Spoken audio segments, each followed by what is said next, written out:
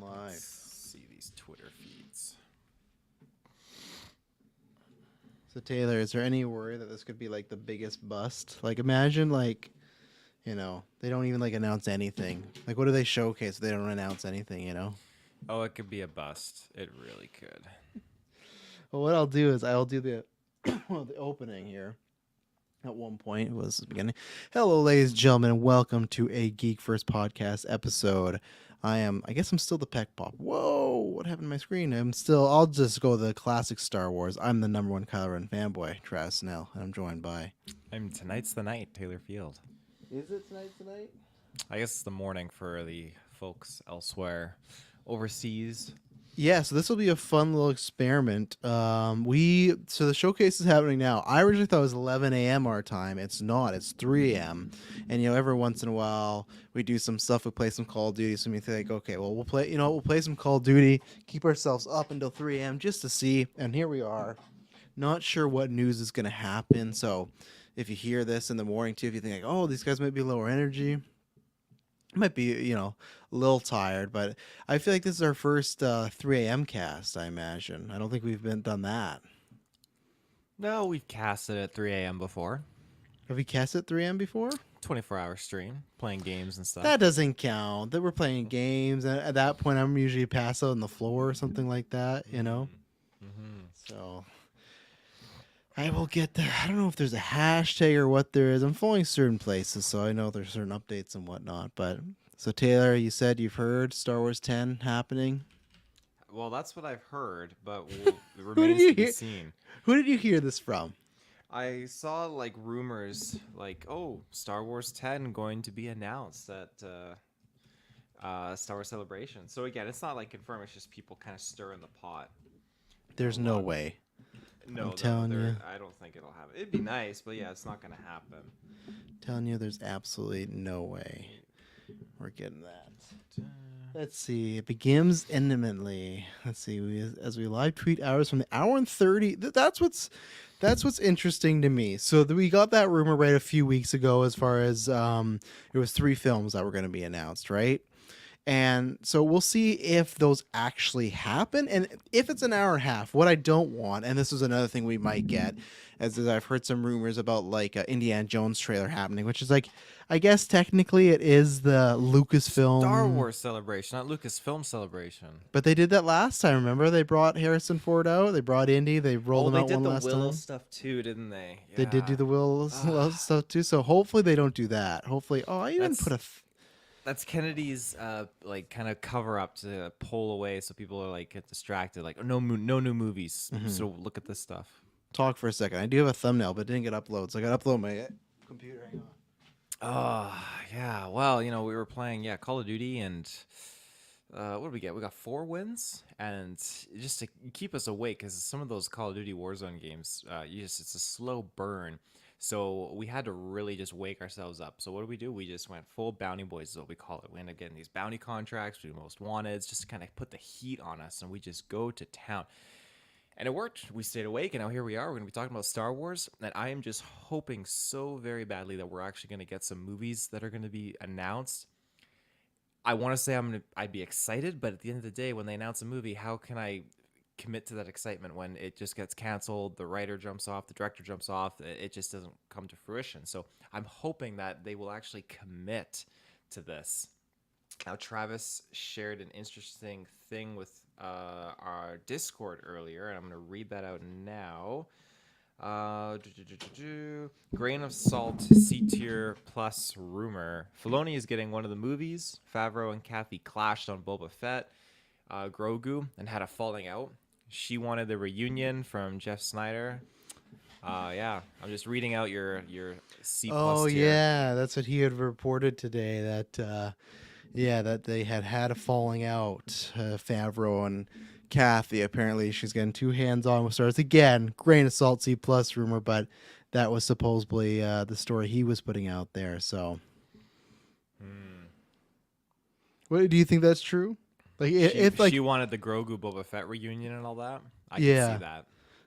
Yeah, I could. It's I kind of hope for it because I'd rather it be her than Favreau and Filoni and company. So Yeah, that's what interests me. Is like, so you take Indy out of it because if Indy's there, that's probably like half an hour, maybe hopefully less than that. But if he's not there, which I think they will be, um, it's like, I wonder how much information they're going to give us on these films then, and stuff. If they announce the three, and I feel like if this thing is an hour and a half, it better just not be some look back of like, oh, we've brought so and so here, like we brought Ryan Johnson here to talk about the Last Jedi and like yay and stuff like that. What would you do if Kathy just came on and said she would sign on for another 5 years because you were really happy the other night? So she's like, I heard Taylor's cries. I would complain because like she's not delivering. Like if you have no delivery and promise, why can you keep signing on to contracts when you're not providing anything? I mean, those contracts must state you will put out a movie or something. Like I'll put out like maybe putting on movies or indie movie, but the contract must claim or state like, hey, if you want to be president of Lucasfilm, you got to be putting out a Star Wars movie once a year. What if it's just you got to make a profit? I guess that's it. Just make a profit because she's not putting out a movie like one movie a year because we didn't get any movie. It's been like 4 years now since 2019. Next year will be 5 years, Oh which my is crazy. God. Yeah, 4 year term is how long her contract runs for. And here we are. We've gone through a full term of hers where we've only gotten these shows. And granted, the shows are great because we're experimenting. We're kind of reinvigorating people back into the world. Now the latest season of Mandalorian is questionable, same as Book of Boba Fett, of course, to a lot of the fan base. I am indifferent on that because I really, really like those shows and what we've gotten. It's but definitely again, division, though. it is definitely division. We need movies. Yeah, I know people might say like the movies might divide people, but like I don't know. Again, as usual, Star Wars fans, yes, very hard to please. But if you're just talking about the general audience, 4 out of the 5 movies were billion-dollar movies. Like Soul happened, and Soul also had problems. It's not like you had completely fine with Soul. It's like you had the production thing, swap of directors, stuff like that. So it's something where it's not like, oh, there was no problems. Rogue One had some problems too, but I think that when you have 4 movies that have made $1 billion, even Rise of Skywalker, whatever people want to say is after Last Jedi, everyone's like, this is the death of Star Wars, it's over and stuff like that. Now, yes, what was it? Rise of Skywalker was the lowest of the 3, but still it shows that it wasn't as big of a decline off after. What would have been cool to see is if we would have got Last Jedi and then another movie, because then I would have felt like then you could really gauge some of the engagement of the movies then after the sequel trilogy's done, but we've only had the shows, right? Because I would have loved to seen, okay, whether it was a new adventure like Rogue Squadron or whether, let's say, Obi-Wan got his movie, what would it have done if they're like after Rise of Skywalker? But we don't know. And now I feel like this next movie, I feel like it should be kind of a layup to, I'm not gonna say make $1 billion, but to be a hit, because I feel like after 5+ years people will be wanting to see Star Wars in the theater. So it's not the exact same type of test, to say like how Star Wars healthy at the box office. And maybe they wanted that, maybe they did want to purposely wait. So Well, what I'm worried about now is what if Kennedy's pushing for a film that has, her Grogu and Boba Fett. She wants the reunion, and she's like, okay, let's do a movie that's post Return of the Jedi. We're gonna have all these components and characters that are jumping in that we've established in the Disney Plus TV series world. Which, again, I'd love that. It's great, but I just don't. Would you want that though? Would you want? Let's say they're saying, hey, we're gonna do Heir of the Empire. But let's say we're gonna take Ahsoka, Mandalorian, whatever other spin up like Boba Fett, and we're gonna do all this, but we're gonna do it as a movie. Would you want that as a movie? Would you not feel weird of it being not on Disney Plus and capping off there? Because that's always been I would love to see it as like an experiment. I would love to see it. Hey, so far all you've had is TV shows. Now we're gonna do a movie. There was that rumor last week. I'm not sure if you saw the rumors for that new Game of Thrones show, right? Yeah, another prequel. Yeah, but there was a rumor that they were gonna like do a movie first and then make it a TV show. This would be the reverse of doing the TV shows and then a movie. But would you want that, or would you want like an Heir to the Empire television series, mini series, whatever it may be? I'd love that. I'd love to have the budget obviously increased for a movie scale. I think that'd be great. And as long as you can do it in a way where the audience isn't like inclining their heads like, okay, what's going on? I think you can really sell it. But the whole Heir to the Empire narrative, like Ahsoka wouldn't be a part of that, of course, because if why wouldn't she? We're sticking to like true Heir to the Empire narrative. Ahsoka they wouldn't, but they would. What if Ahsoka kind of replaces the Luke character, right? Well, that's just it. Like it could most likely happen, but with how prominent Luke was in Book of Boba Fett, I mean, I could very well see them going the route of get the evil Luke clone in here, get Master Kaboth, get everything going on with Waylon, Mount Tantus. I think there's so much potential there. So I hope they do it. I really, really hope they do it. Or maybe Ezra is that equivalent to Luke. I guess I'm not sure. I think Ahsoka would, especially if it was a movie in Reserved, I also think she would definitely be in that movie. I think they would have that character there. So I guess that's a potential one because that's the one that was talked about today, right? That was the rumors going around that at least Snyder put out that he had heard one of the movies were Filoni. Very risky scoop to put out, less than 24 hours before because obviously it's going to be a make or break. And if he's wrong, then people are going to be like, oh, panel's about to start. People are going to be like, well, look, you're wrong. But that to me, I don't know. For him to direct a full feature film, and they've said they're making no movies, like I think Marvel and Disney or Marvel and Star Wars, like Disney Plus movies. So if he's directing a movie, it would have to be for the big screen. That would be putting a lot of faith into him, and that's what would surprise me. I wouldn't be surprised if they said, "Hey, Dave Filoni is producing and writing a movie. He's going to pair with a director, and then we're going to get this out there." But for him to direct it fully, that is a huge step, and that is that's the full circle. Become the George Apprentice, and that's really that movie I think would really be a make or break moment because I feel like it's been tough with Mandalorian this year for the people that like extremely dislike it, where I dislike some things but I don't say I extremely dislike it. This last episode had some things I did extremely dislike, but overall I still go, oh yeah, it's fine.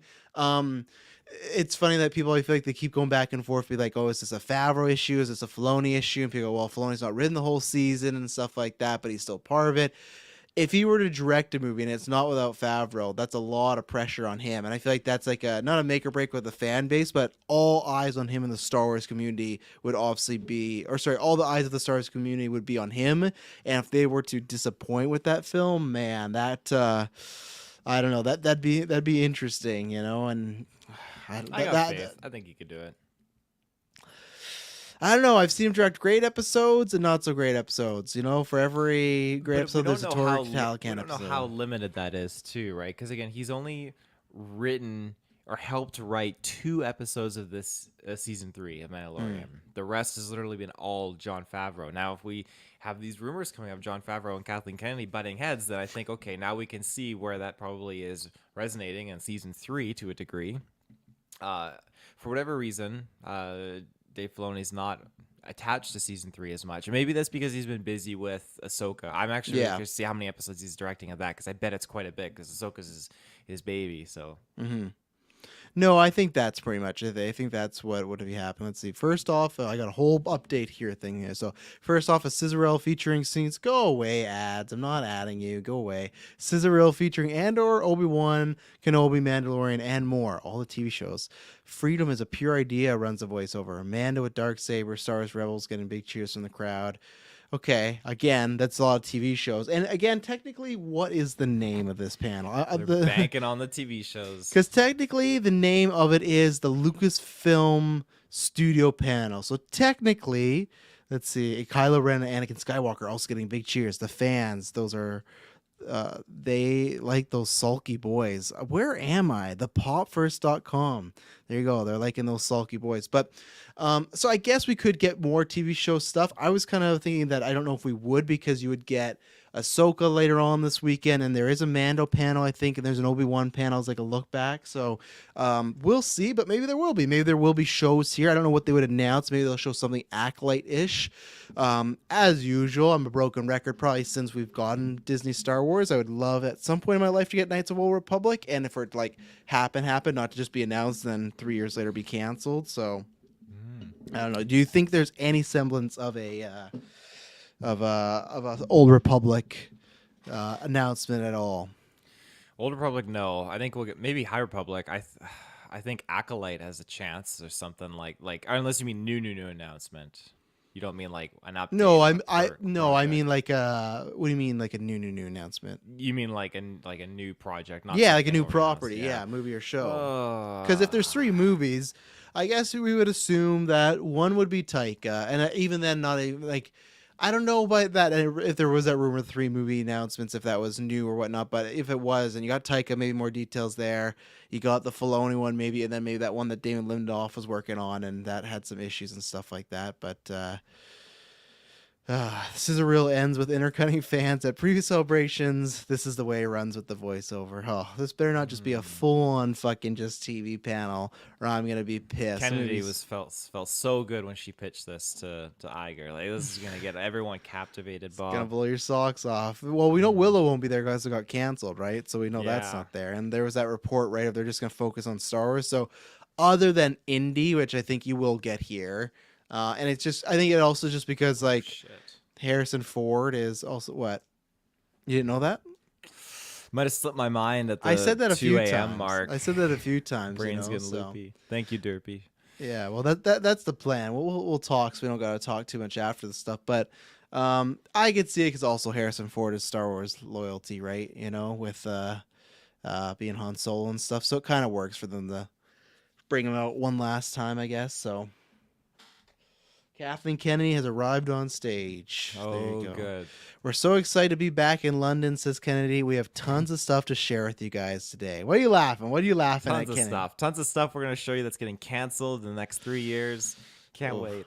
Let's see there. Okay, so I'm just putting this in the private chat for myself, so I know later on when I'm editing this tomorrow. So, but yeah, we're gonna sit here. We'll see. This is gonna be a fun time, you know. And if you're a first-time listener, watch or anything, please always say something in the chat. No one be offensive. No one be lame. Stuff like that. We're always down for disagreement. Absolutely, 100%. Just don't be a jerk. Don't be an asshole. Don't be a sexist. Don't be racist. And if you hear those things and you go, "Hey, I don't. Well, these guys are pretty woke or something," well, you know, that's just our policy here. We like to have a good community because we fostered a good community. So, but always say something in the chat. Any theories? If there is anybody watching, which I know there is, and you have your first time here, let us know what you would like to see, whether it's TV show or movies. I'm not poo-pooing all the TV shows. It's just that we've gone a lot of them, and I would like some movies. And again, even then, I will not fully believe a movie's happening till it's wrapped. You know, because how many and that's where it's just like.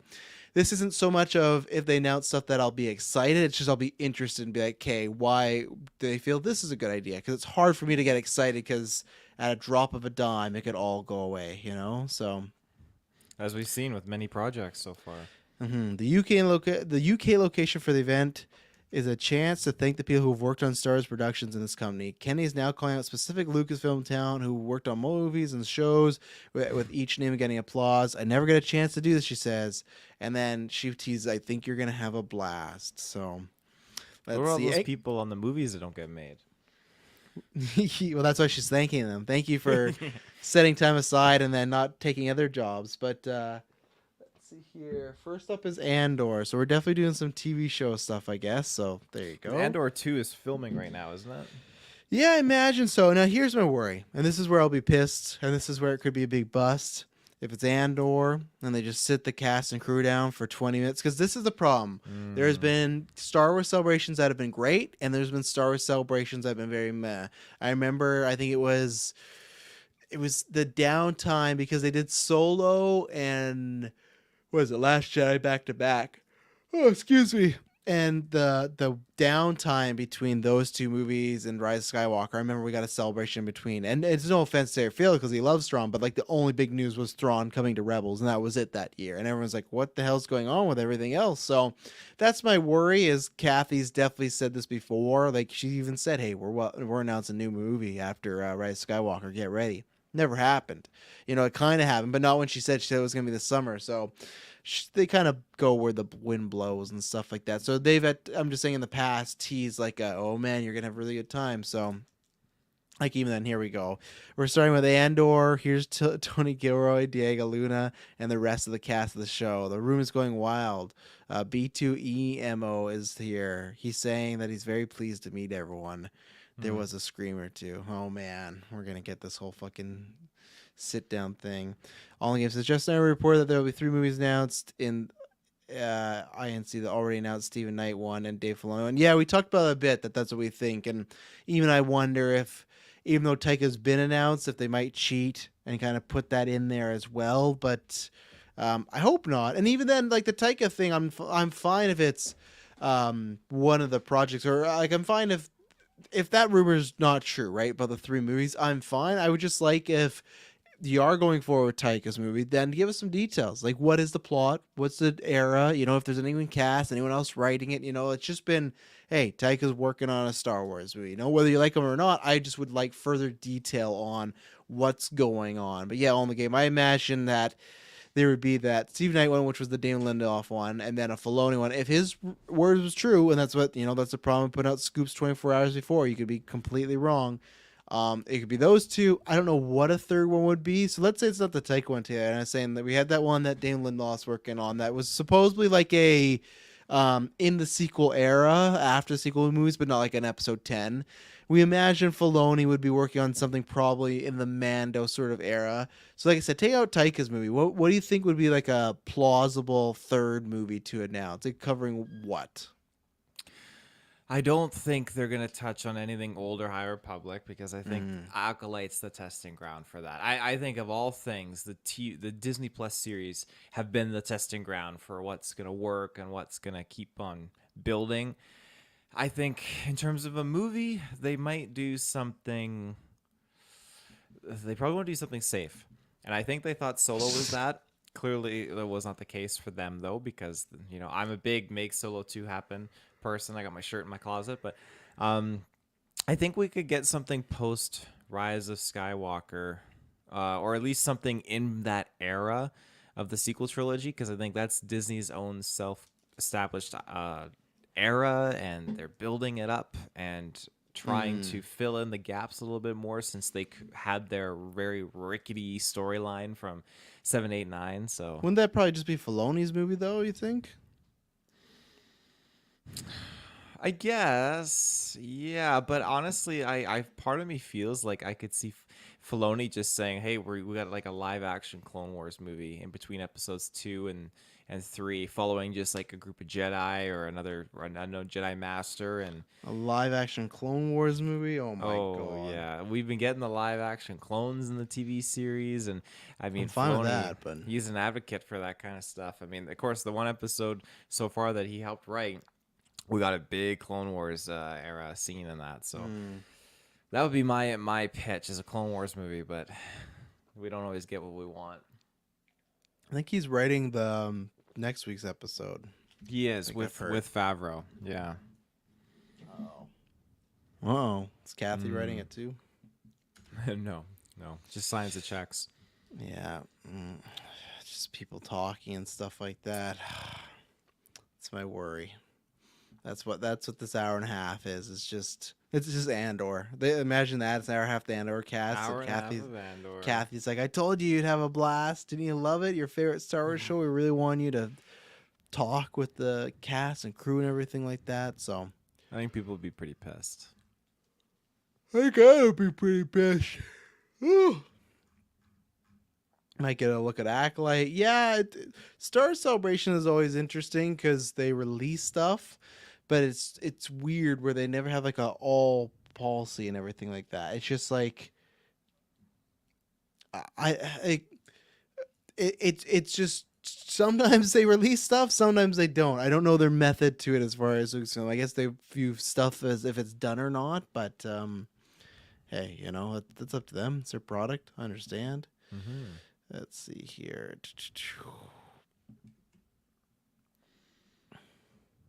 The last scene shot for the first season was the jump. It basically was a scene where Andy decides to stay. There are memes with me with a rubber thing around me, which I've been enjoying greatly, says Andy Serkis. Okay. Andy Serkis is there. Good for him. Maybe a Snoke movie, perhaps? A Snoke movie. You never know, but I mean, it would just be him in a bacta tank growing from Palpatine's DNA. I don't think you'd ever get a Snoke movie, but I feel like Snoke has to come back at some point, even though they're just, I guess, puppets of Palpatine, right? That's technically what they are. Yeah, they are. Yeah. I think they were, because originally Snoke was supposed to be, from my understanding, a vessel that Palpatine's spirit could inhabit and live in. But again, Strandcasts and clones don't really make great vessels for Force users. Cloning a Force user is where it gets very difficult. You can't really... they can go insane, as we've seen with Master Kaboth and Evil Luke and all that. So, yeah. Evil Luke. Well, you know what? Actually, what I could do, Let me pull up this pop verse up here so then people can also follow along with it. Shoutouts to the pop verse. Ah. What I really hope they'll do is do a 30-minute panel on new Black Series figures. I'd like to see some new Black Series figures, as Black we said. Series figures, Specifically Black Series figures, yeah. I don't even know if you can read that, Taylor. Maybe if you make it full screen, you can read it. I can read it. Yep. There you go. Yeah. So there you go. If you want to make the stream full screen, you can see that this person.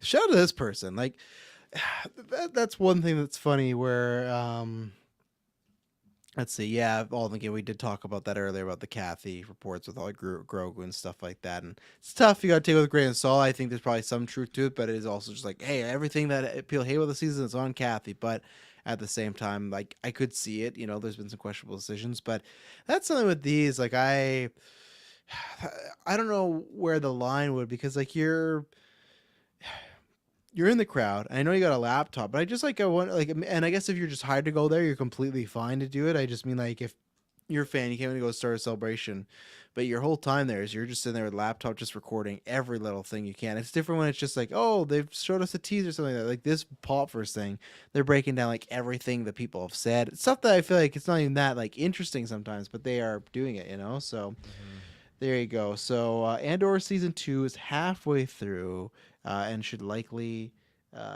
be completed by August. So there you go. He believes that it'll debut in August 2024. So when did the first one debut? I guess it's fall of 2022, right? I believe so. That's the new thing nowadays. You know, remember back in our day when shows had to be finished and they're always coming out a year after? House of Dragon, Andor. What else is there? Rings of Power, all these shows, and now Last of Us, all these shows, they need their 2 years, you know? Yeah.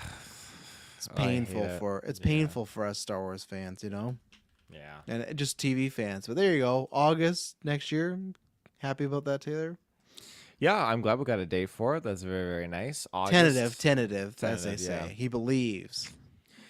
August makes sense. I imagine that. I'm trying to think what other shows will kind of get. Yeah, Skeleton Crew's this year. Ahsoka's this year. Is Skeleton Crew this year? I don't know if that's confirmed. I thought it was. If you know your ending, it really helps.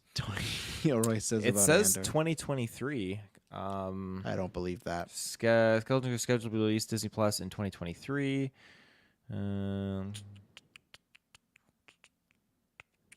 In a summer or autumn of 2023. Huh. Summer, autumn. I'm gonna say not summer, as we haven't heard anything. Autumn. But then where's Ahsoka? Let's see.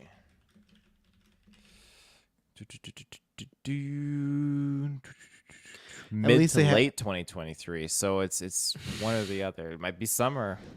Oh, maybe.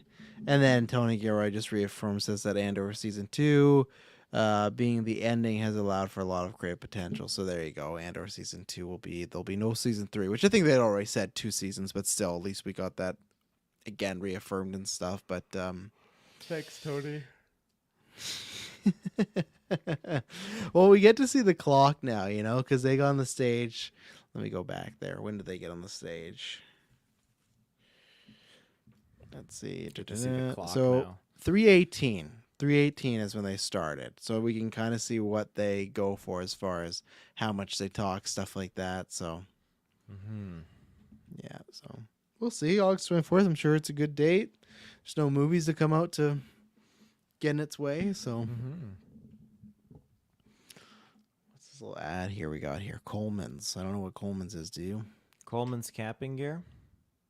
Just says Oh, Coleman's. that's definitely not. Yeah, that's a different ad for meat, I guess. Probably one of those fruit things like what do you? You sure it's not to the grocery store because it's meat and an orange? Oh, it's got prices there. Yeah, fuck. Dude, so tired. Oh, good lord. And here you go. Taylor's like regretting this. Like, oh my god. And now Luna is telling the audience he's brought us something for us to see. You're going to see a tiny little thing that shows you that we're actually working, he jokes. Before thanking the fans, we want you to be the first ones to see this little thing. Just kissing Yabba. Just very Jabba. Very fucking Jabba, man, if they don't get anything. But okay, usually when they show a clip It's usually the end of the panel. So you know what? That'd be that about 10 minutes would be fine. So it's a teaser. It's showing characters from the first season. Everyone has their own rebellion, right? Asks the voiceover. If we do not stand together, we will be crushed, Mon Mothma tells someone we can't see. Post logo, we get to see Andor himself looking unusually well groomed in disguise, perhaps. There you go. This is back. This is back to the old days. Remember the trailer descriptions of Predator and stuff like that? I'll never forget. Oh yeah. Yeah, it was a good time. Just Kirklin. Why didn't we watch it? Why didn't we see it before? Why didn't we watch the trailer before? Yeah. Yeah, so we'll see. Hopefully, they don't do some shit like open questions up to the fans. Because you know what? Maybe sometimes it's they allow them to ask bad questions, but these fans are always asking dumb questions. You know, I'm sorry, they never ask anything. Too exciting. They ask the questions like did the boots hurt to wear all the fans, time? would ask. So it's like specific Yeah. plants. Because I'd be asking the need to know questions like, okay. When's Kathleen Kennedy done? Yeah. Is Andor a Force user? Who else is a Force user? Who forced Grogu back with Din Djarin? Is Kylo Ren alive? Do J.J. Andor Abrams and believe in Ryan Jedi? Johnson like each other? They just gotta get out there like, enough with these questions. Supposed to be asking about Star Wars, not this personal shit. Why did you cancel Willow season 2? Yeah, Warwick Davis is a good man. We hadn't watched that. We just watched it for the first time with y'all. Tells Andrea Adrona. There you go. You know where we're going. Luna tells the crowd. You saw the Death Star blow up in the opening. Scissor Circus has stated, or has started a one-way out chant. Oh my god! And now they've crashed the stage, and they're after Kathleen Kennedy. One way out. One way out. Okay, so you know what? That ran for about 10 minutes. That's fine. Andor is left. Cast and crew of Acolyte. Now, even if we're probably not going to get to see some stuff, we might get to pull up some stuff. Well, we probably can. If it's not official stuff, we can't pull it up on the stream here because we'll get fucking docked, and I don't want Lucasfilm. What? There's a new logo on the screen. Oh, I like Ooh, that. There's a lady. Let's see here. I'll try and get discussing film up as well too. It's a lady. Have you ever seen The Ladies Man with Tim Meadows? Speaking about Tim Meadows. Ladies man. 2 miles. Let's see. It was an SNL skit back in the day, but it was always just like he was a radio show talk host, and you go, "Ooh, it's a lady!" Like anytime a lady would call in, and he's super sexual and all this stuff. So let's see. It sucks you can't have two open. Well, wait a second. Can I have one open and you have one open screen share? Let's try it. I think you can. So if you can, screen share. Go on your. Do you got your Twitter on your desktop there? I got my Twitter, yeah. Yeah, go to Twitter and go to Discussing Film because at least we can pull up that Acolyte logo and stuff like that.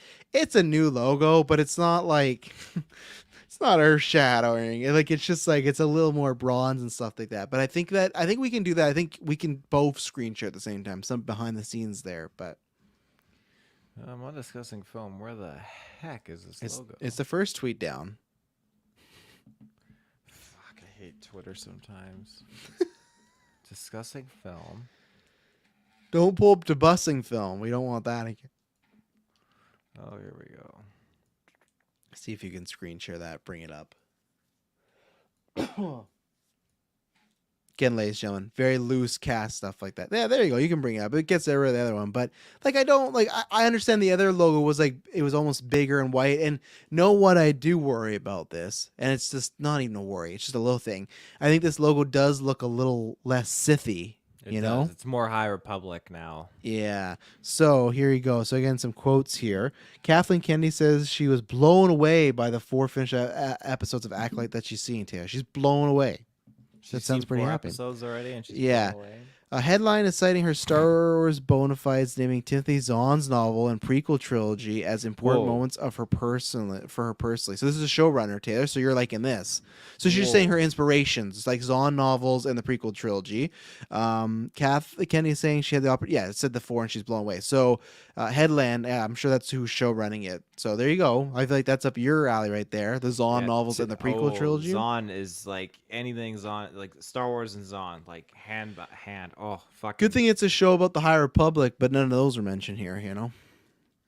Yeah, so naming two of these And the honest prequel novels trilogy. and the prequel trilogy has important moments for her personally. Kind of saying, I wonder. Yeah, I'm interested what she means by specifically with I some of think these she's just honest saying that's what novels. impacted her the most with Star Wars, is those ones and Oh, whatnot. So whoa, did you take that down? I accidentally clicked on the Okay. thing again.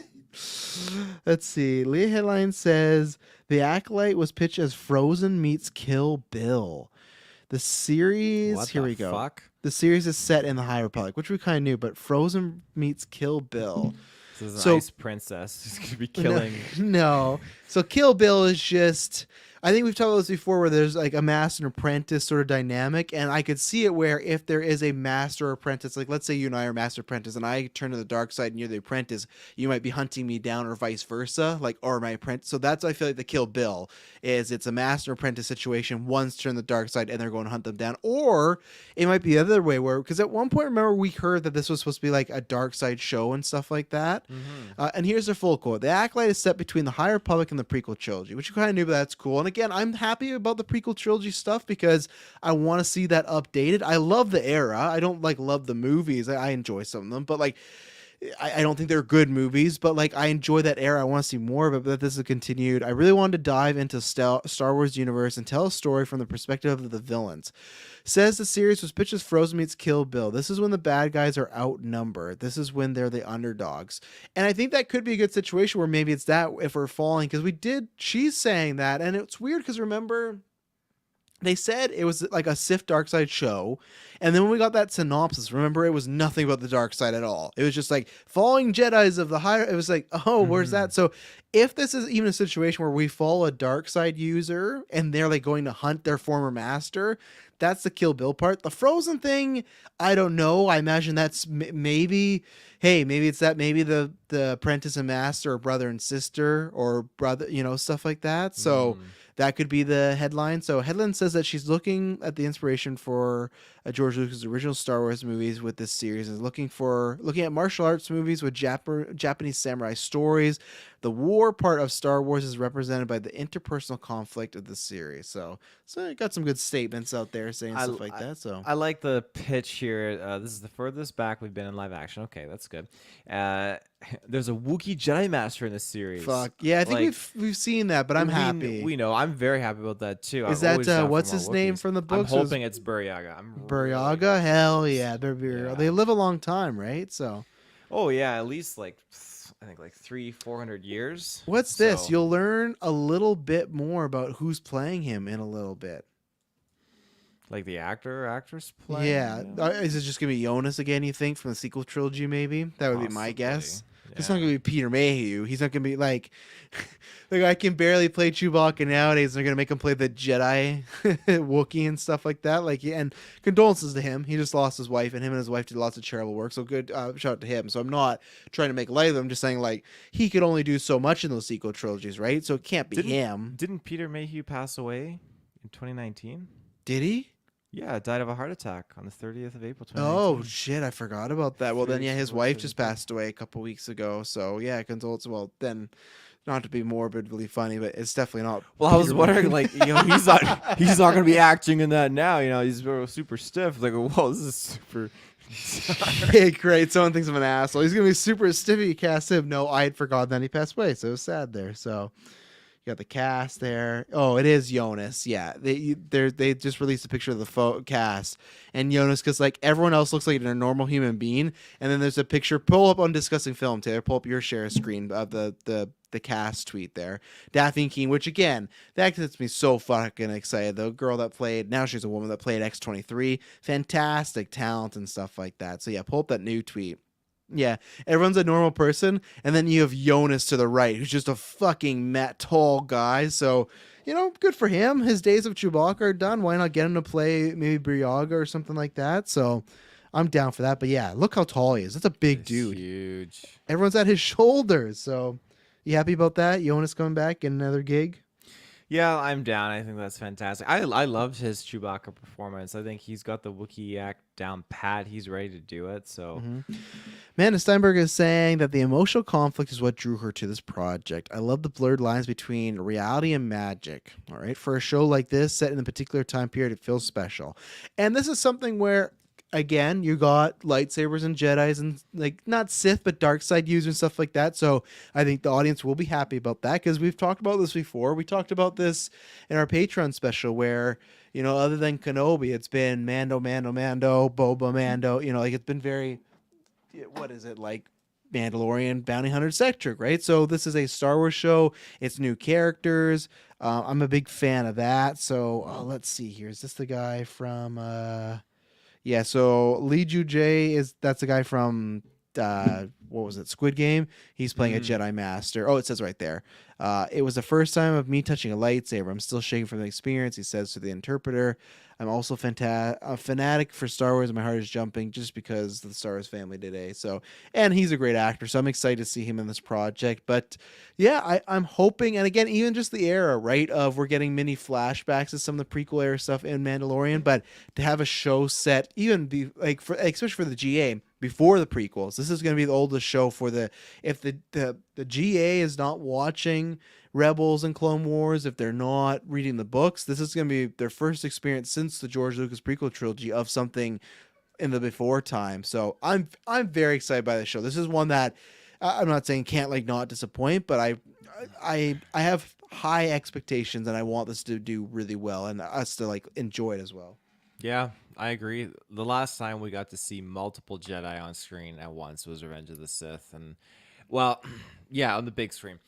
I want to indulge in something that is Attack of the Clones level. We're in the Geonosian arena, and we have just like 30 to 40 Jedi, just all out war going to town lightsabers. I'm not expecting an all out galactic war, but I want to see the High Republic. I want to see like 6, 7 Jedi all going on a mission together, and just all those lightsabers activating all at once. The different hilts that we get to learn about, because some of those lightsaber weapons that you read about in the High Republic era, they're pretty cool, and a lot of the Jedi have a lot of connection and meaning to them, unlike our current Jedi in the prequel trilogy, I'd say. So, yeah. Yeah, Jonas is playing the Wookiee Jedi Master in the series, making a second Wookiee role, and beyond excited because ever since I was a kid, I wanted to play a Jedi. You see the cast in front of you. It was just a joy being a part of the crew. Good answer. Good on you, Jonas. Part of the crew. Part of the ship, part of the crew. What do you got, Bootstrap? 60 million. 16 million. Call me a liar. One day we will retro the Pirates of the Caribbean's movie, and we'll talk about our inside joke here. But yeah, we'll have to get something about that soon at some point. I think that'll be a very fun retro one day when we get to do Pirates. You know, especially those first 3 movies for me. Mm-hmm. Yeah. So there you go. It was so exciting and nerve-wracking to be part of Star Wars, said Jodie Turner-Smith. It felt like I had a really big shoes. It feels like I had really big shows to step in. They misspelled that. They must have been shoes. Said that she was called to do the project and calls the opportunity of a lifetime. I'm excited. I want to vomit a little bit. Oh.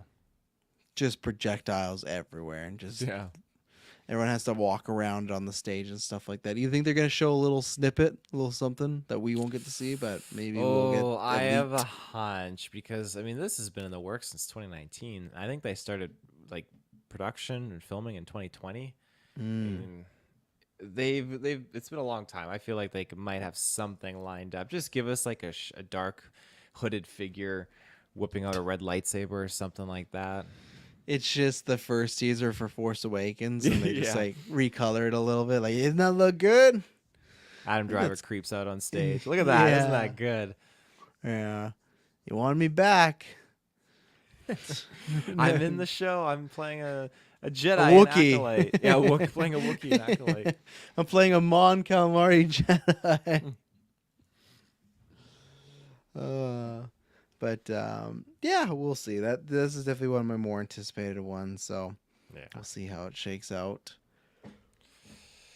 But even then, like, look at this. We did say it's gonna be an hour and a half. It's already 3:44, and We got through two TV shows. That's exactly what Kennedy wanted. That we Nothing knew about. new. That It we was knew just, about. Yeah, what we knew about. This is, Kennedy. She's just riding high, and the crowd is obviously riding high off of this too. And so Oh, yeah. Kennedy's probably like calling up Bob, like, Bob, you hear all these cries on the audience, like, you Phone hear to that? the crowd. Yeah. Yeah, you hear that? Oh, they and they're love my chanting one pitch. way out. Yeah, one way out. They love my pitch. Yeah. 5 more years, Bob? Okay, you got me. Yeah. Deal. How could I ever say no to you, Bob? That's not a quote here. No. Daphne Keene says it was really fun and really intense to do the physical training for the project. It's very intense. It adds a lot with the sabers. We get to say we use sabers. There are 3 months of intense training. It feels so good to be prepped. You should see the moves that she has now, teases Charlie Barnett. Is that a tease for something? Well, it just What's is it teasing? She's using a lightsaber. That's what he's teasing. It's literally that's what he's teasing. So Oh. the first teaser is now being shown. So Is it actually? yeah. So I don't think we're gonna. Here's Acolyte teaser. Crowd goes wild. It's just for you guys in the room. There you go. They're still shouting. So we'll get some description. The good thing is Taylor and Kirklin will be doing a weekly geek next week where they're going to talk about, because we won't be covering the Ahsoka trailer this weekend because we got Easter stuff. So they're going to cover that. And the good thing is you guys might have some leaked versions of these trailers you can get your grubby little eyes on. You should totally just create that spoof, like the leaked Acolyte footage, and just like take your phone People and do it all the time. record the footage of Kylo Ren walking in the snow as a teaser. Just do that and upload it. Yeah. Yeah. Just the fake cheers and everything like that. Sure, it's like, oh, this Acolyte teaser's amazing. Yeah. Quick footage of like Palpatine and like Rise of Skywalker, like not like just a cloaked figure and stuff, like all the dark side stuff, like the thing of like Darth Maul and Tatooine when he puts the hood up, like everything, like oh my god, finally a Sith show. You remember? Oh man, talk about April Fool's Day jokes that were good, because fuck, April Fool's Day jokes now they I know suck. People just exactly try what too you're hard. Gonna talk about. You know where I'm going to is that Netflix Darth Maul TV series. Fuck, that fake teaser banged. Credit to those guys. They put a lot of work into that, but man, it was just so good. Those were the April Fool days. I was pissed because I forgot it was April Fool's. I remember it was early morning, and I remember messaging you in the GeekVerse group chat to be like, "You see this? Oh my god!" Because it wasn't not believable, because this was at the time Marvel was starting to do like Daredevil with Netflix and stuff, right? So it was like plausible, but then I forgot, oh, it's fucking April Fool's. Just the same way that Kyle got me one time saying his girlfriend was pregnant and he didn't want the baby. And I was like, well, you're going to have to figure this out. And then It's a he was bad joke. Oh, it was. And then it had the fucking bastard. I didn't even get it because he's like, what you going to name it? April Fool's. I didn't click it until he said that. Bastard. Let's see some of this. Close your eyes. Your eyes will deceive you, says a Jedi Master to the group of training young Jedi or trainee Jedis. That I like. I love the younglings and Padawans, so that's good. You must not trust them. This is intercut with a character in a hood walking through a cantina where were intense, wonderful fights. I would have laughed. It's like walking through a hood in the winter and stuff like that. But Acolyte releases 2024. So there you go. That's coming out in Disgusting Film. Let's see. This isn't about good or bad. This is about power and who is about to use it, says a character. Before we see a group of Jedi facing Before we see a group of Jedi facing an unseen foe with their lightsaber drawn out, it looks genuinely great. Well, that's subjective, but Genuine. So yeah, that foe's gonna have to have a red lightsaber, right? And that's what's gonna be interesting. Again, I feel like they are kind of gonna do the cheat thing where Luke at one point was the only Jedi around his time, and like, oh, well, there's Ahsoka, and oh, there's Ezra. It's like when they see Palpatine in Phantom Menace or like a Darth Maul, they're like, we haven't seen a Sith the next amount of years. Like unless they make it like the exact point of this show where that's the last time you see him.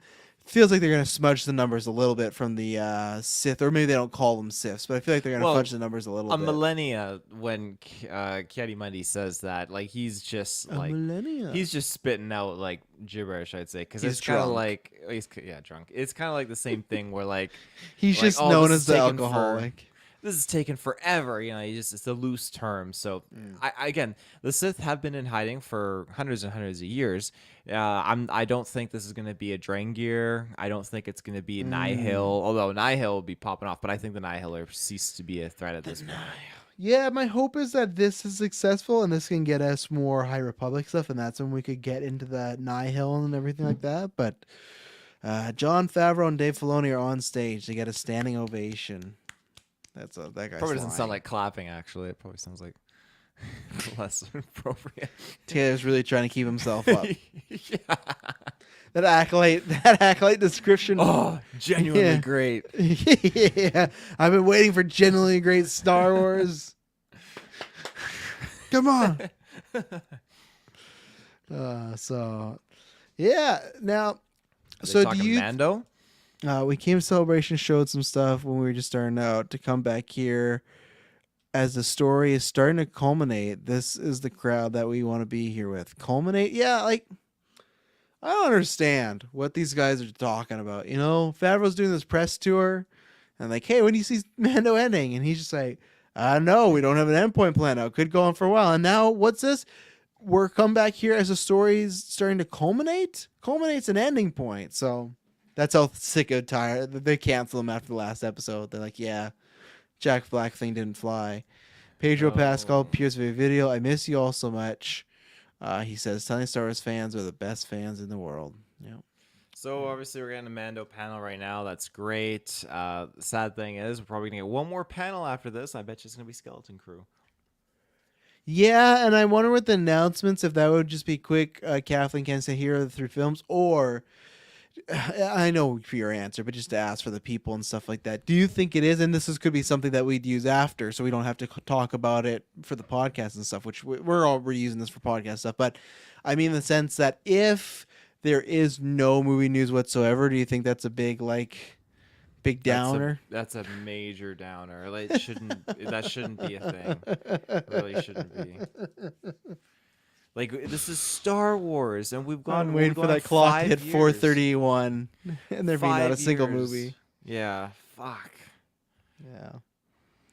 Let's see the official logo for the Acolyte. Okay, I just saw that. Yeah, it's official. Official. Wonder what's going on with the O. Why is the O special?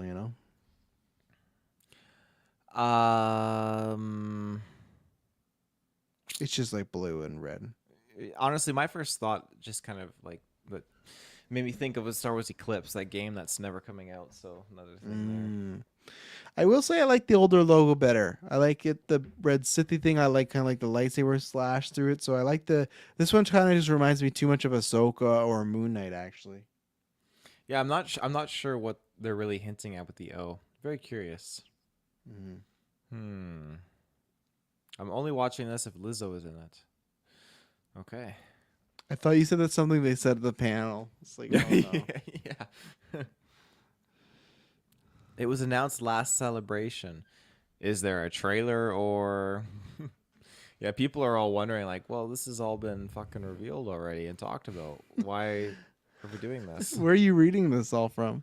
On Facebook, on the official Star Wars page post. Okay, I was wondering. I was like, it's not in our chat, and I don't see it's popping up here. Just Jon Favreau, just railroading Kathleen Kennedy. Where's our fucking movies? I keep asking. I directed Lion King for you. I directed Jungle Book for you. You said I get a Star Wars movie. Filoni is comparing the ways in which Mandalorian have been portrayed in live-action animation, saying that the complexity of Mandalorians are more interesting as a whole. Sure. You wouldn't agree that they're more interesting now after the shows? I agree. Yeah, they got a lot of more fleshed out development right now. Totally agree. Yeah. It's just I'm seeing that in the show. I didn't really need them to take up the panel to tell us, but well, they're technically not here for Mandalorian yet, but let's see. Rick Famuyiwa. What, they're supposed to talk about Mandalorian tomorrow? Well, I thought there was a Mando panel, but they're talking about it now because Rick Famuyiwa is directing the last 2 episodes of the season, but we kind of already knew that was out there. So again, there's lots of things to do at Star Wars Celebration. So the good thing is if you're in there in person, I'm sure you have a fun time. But if you're just there for these big panels, that might be a bit of a meh. But you know what? Again, Snyder said 3 films. There was actually when Lindelof left, like Deadline had put out there that they were talking about Star Wars Celebration. So again, like if this is a case of either one, maybe some scoopers got it wrong, but it's also a case of just like they got cold feet and didn't want to announce anything. I don't know. I guess I am in the place where I was gonna say that's lame, but I guess I am the place that just announced stuff that's gonna actually happen now. Like no more like false announcements, no more Hmm. jumping the gun early, but we'll see. Favreau was talking about how important Famu is to The Mandalorian. He's been directing for the show since the second episode. Now he's co-executive producer. I'm excited about the storytelling we're doing. I can't wait to see what happens to the last, or when these last few come out. Ooh, and a tease. Oh man, if they mention, there's no way that would. If they say Thrawn, I'm gonna No, scream. I I told think Naz I'm that gonna wake her I up. think I think that's the writing they're doing that. And he said like now that's a tease. Like I don't think they've said that. Now there's. I can't wait to see what happens when these last few come out. Now there's a tease. Doesn't it No, mean it like? says now there's a no. Like see how the quotations end after a few come out. That's the quote, and then after like the article person, Oh, the now writer there's a saying, tease. yeah, now there's a Oh, get your tease. tease out of here. Come on, give us a teaser. They give us nothing. Terry been like, fuck these guys. They said there was a tease. They didn't Yeah, tell they us said there's anything. a teaser trailer. I don't know what there is to tease with only 2 episodes left, but no, I don't think they say anything about Thrawn. I think they'd get asked and they'd just like, oh, that's a very interesting theory. I wonder where that could go, and that's it, you know? Yeah, probably. Probably. All right, we have like a half an hour to go. My eyes are heavy. Now, I wonder with Ahsoka if, because I know there is a panel this weekend, if they should talk about it all here, but Favreau says the appreciation when Ahmed Best appeared on screen was wonderful to see. Well, yeah, I didn't, yeah. No, it is, it is. I guess he had a tough time. I just didn't think people were going to go and railroad him again, you know, like, I'm hoping we learned as a culture not to take Ahmed Best down for being this jet or something like this. The return of Ahmed Best being Scud. I remember being at Star Wars Celebration in Chicago 2019 and hearing the outpouring affection for Ahmed Best walking on stage. Filoni said the actor who saved Baby Grogu, has to be someone who cared about Star Wars as much as you guys. The appreciation when he appeared on screen was such a special moment. Seeing the fans' reaction was made the fun as the story itself. Is he there? Is he there to get his cheers? You know, would be nice to bring him out, but Yeah, all the people that's saying like he's redeemed himself. Get the fuck out of town. He had yeah, nothing to redeem. You know. yeah, he had to. He had to redeem himself. He was going to hell if he didn't do this role Yeah, and stuff like apparently. Yeah, what a weird, distorted view of the fan base. This is disgusting and despicable. I think he's an actor. He's that. part of the Star Wars universe, and Jar Jar Binks was not his creation. Jar Jar Binks was created by the Star Wars maker, George Lucas. Yeah. But Well, they Ahmed, read Georgia out of town, so that's why they got to go after yeah, someone else. Best did his absolute greatest job at portraying this alien. You didn't want to say best. I didn't want to go for the pun. It's too late. What's coming after Mandalorian season 2 or season 3? Things have been building over the last 2 seasons of the show, and the Book of Boba Fett. Famia says we get to see the beginning of the next chapter. Sorry, we get to see the beginning of the next episode as a teaser. So they're just seeing the next episode first few minutes as a teaser. For Mando. Which I'd be like, all right. Okay, so there is a teaser. Thrawn's I'm seeing it in less than what is it? We're at Thursday, Friday, Saturday, Sunday, Monday, Tuesday, Wednesday. So, less than a week. I wonder what it is going to be a teaser of. They mentioned Boba Fett, so I bet maybe Morrison's coming back. I'm not ready for that yet. He still needs some more space from the man. He's fine. I just low rider Boba Fett and stuff like that. I can't believe that happened. I still just see that. Like I forgot that it happened until that GIF popped up on our Discord this past week talking about the Star Wars and the Boba Fett like riding the speed tractor with his teeth out and stuff like that. I'd forgot that happened, but it did. Dave Filoni rocking a Ahsoka t-shirt at Star Wars Celebration. Oh, there you go.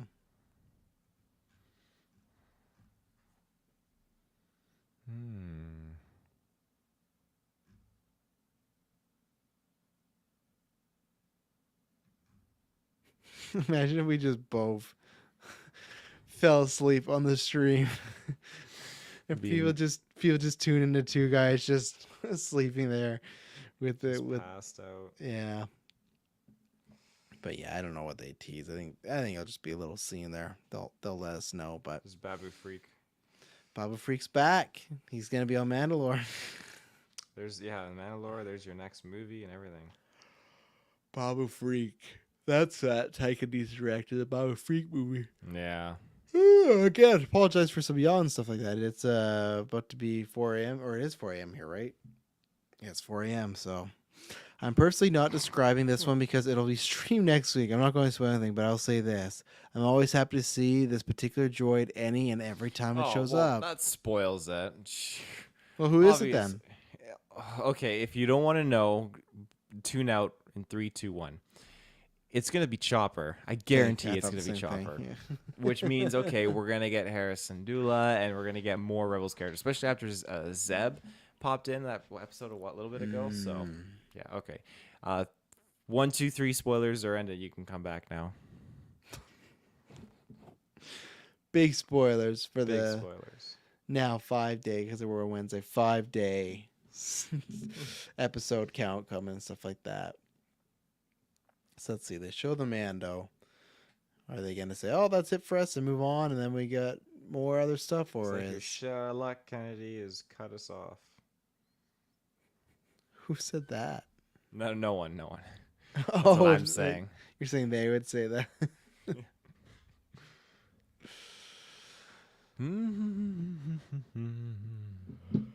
So they could talk about Ahsoka, and I think you're right about Skeleton Crew. That could probably come out, probably be last, because you got a bunch of directors that they liked and are working with the first time. Like Academy Award-winning directors now with the Daniels for Everything Everywhere All at Once. So you got that going for you, Oscar winners. So lots going on. Yeah. A ton. Good Lord. I am so exhausted. Maybe there'll be something at the end here too that's gonna make you make it worth it. You know. I am hoping so.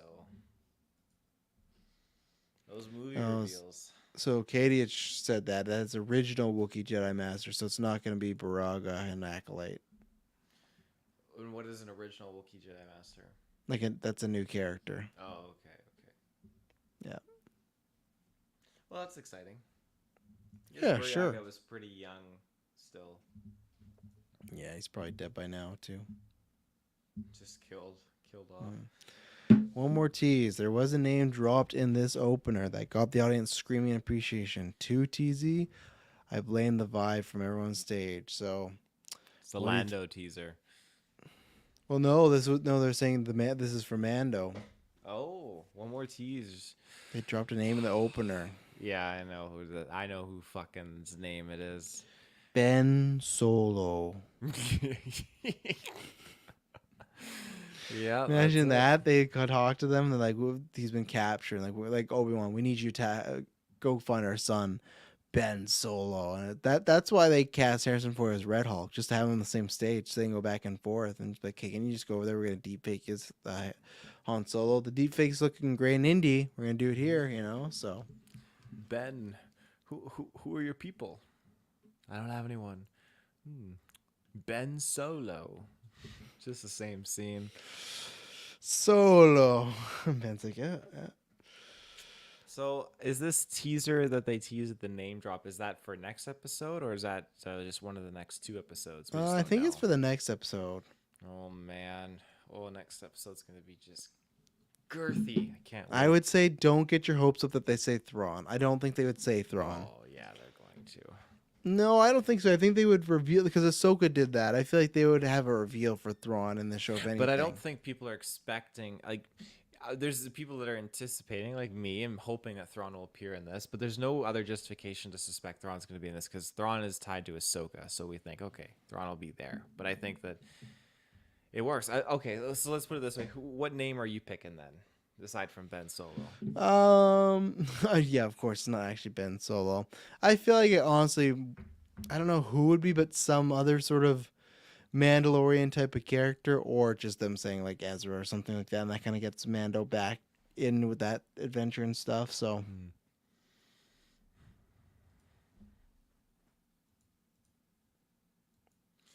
All right, come on, Twitter. What new stuff do we got? I got an email from Costco. Check out this week's savings. Oh. Velotex says Sabine. Yeah, actually, that would be actually really, really exciting to get Sabine in there. It would tie in with Mandalorian more than Thrawn would, I think, at this point. Yeah, Sabine I Wren definitely think it's a popping off. Rebels character. And it could not even be one of the bigger ones, so. Yeah.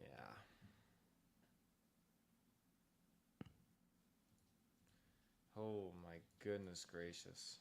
I feel like I'm just gonna keel over. No, you got 26 minutes left. All right, Kennedy, come on. Wake me up. Watch them just be like the most low-key lame movie announcements as well, too, you know? Everyone likes Canto Bite. Movie we're straight going- to Disney Plus. We're going back to Canto Bright. I can't wait. That's Ryan Johnson's trilogy. It's all about greed and the Soulshites and stuff like that. And Jack Black's going to be in it. You know, Liz's going to be in it. All these characters that play the rich ones. My goodness. Mm-hmm. You afraid to get wet? How many you got over there, Bootstrap? 16 million. Showing some long teases, you know? Yeah, no kidding. Oh my god. God, when it hits, it hits. Oh, now it's hitting me. Alright, I need to get snack just to wake me up. I'll be right back. A snack, wow. It's probably the last you see of him, you know? Never comes back. Whether it's a horror movie or he just goes and naps out there, you know? Damn, leaves me here. Hopefully get some Night Owl Republic news. No, I think, I don't know. Again, I think these work as far as definitely probably if you're in the crowd, is it exciting? Or it is exciting, but I just still feel like also... I don't know if we don't get movies and stuff like that. It's you definitely have a portion because I feel like it was expected this year, even if they don't say that is expected. So let's see. We shall be rid of the Mandalorians once and for all. Yells a character I'm not going to name as the teaser finishes. The applause in the room. Long live the Empire, yells Giancarlo Esposito as he walks on stage. Katie Sackhoff, Carl Webbs, and Emily Swallows also have shown up. It's been amazing to have people finally see what we've created, says Sackhoff about season 3. You've created something, all right, you know? You've created something. Luckily, I like some of the stuff enough. Gets me through it. It's all good. Even like the surgeries today, you know? Surgeries. That's not what I meant to say. Now I'm getting a little late there. It's been amazing. People already said that. Okay.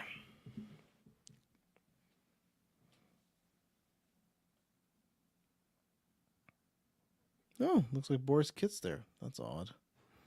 He didn't go to that type of stuff, so yeah, well, we got some downtime. Go check out some stuff. We just reviewed Mario. That was fun. Evil Dead Retro or for 2013 should be dropping soon, sometime this week, so that'll be a good one. Was a good one. We've recorded it. You can get it early and ad-free on Patreon right now.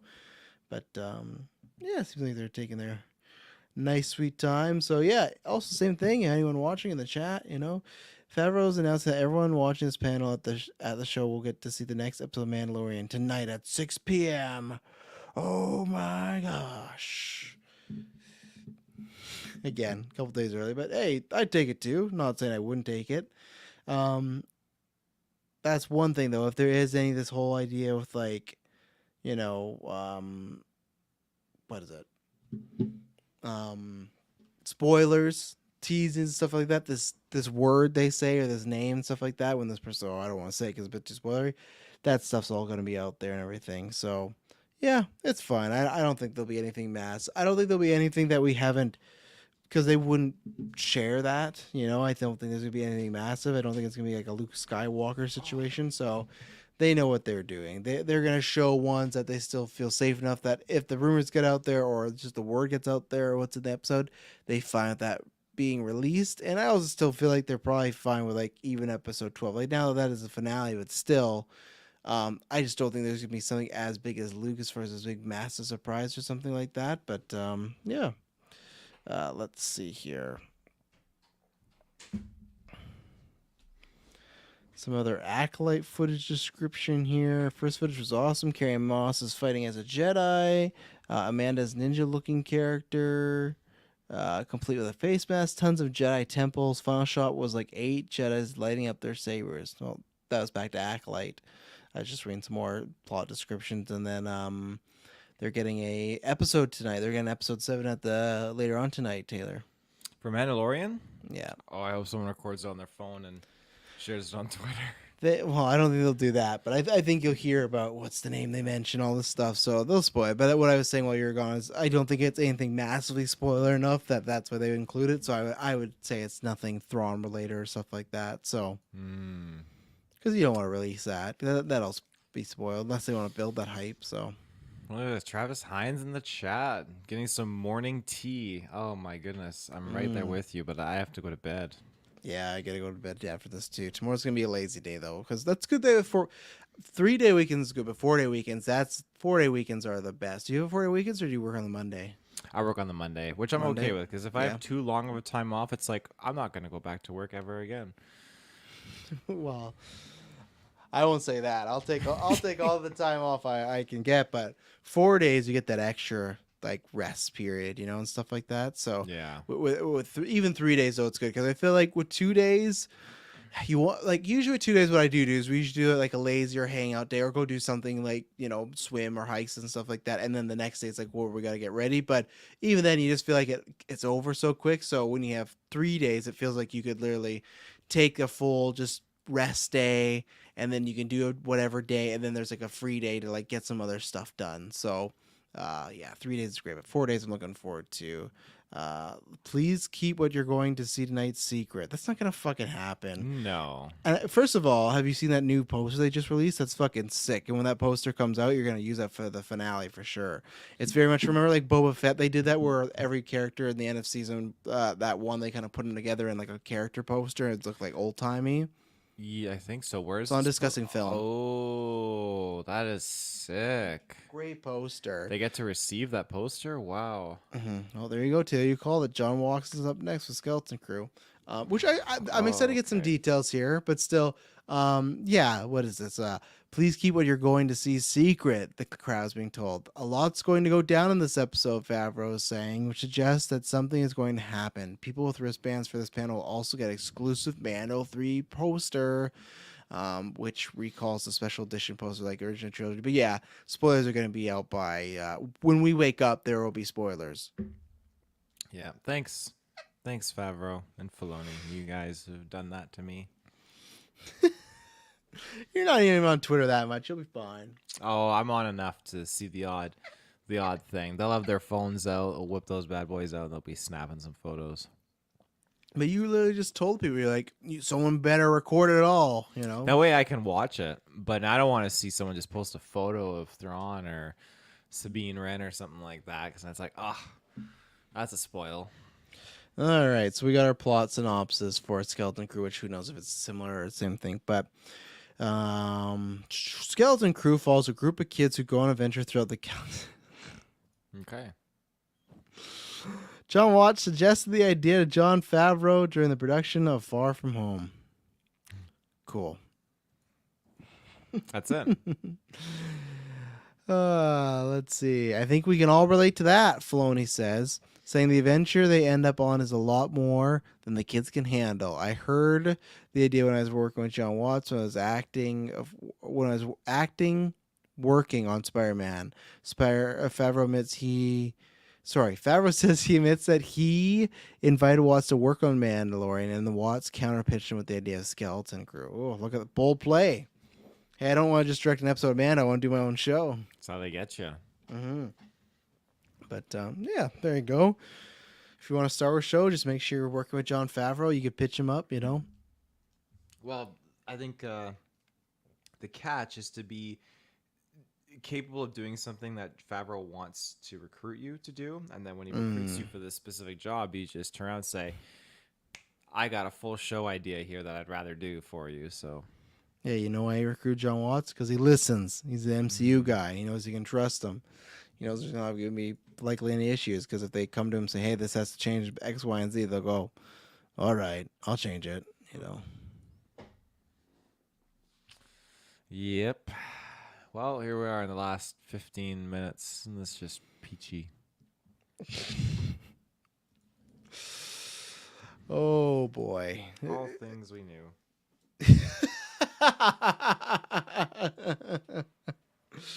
Bitter Taylor's starting to set in because there's nothing happening.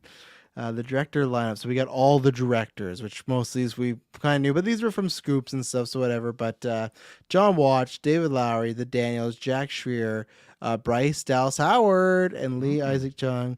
Yeah, so the one I'm most excited for, obviously, you got the Daniels, right? They have a great fucking photo of them on discussing film. It's one of the directors is regular man, and the other director's a baby, and he's on his shoulders.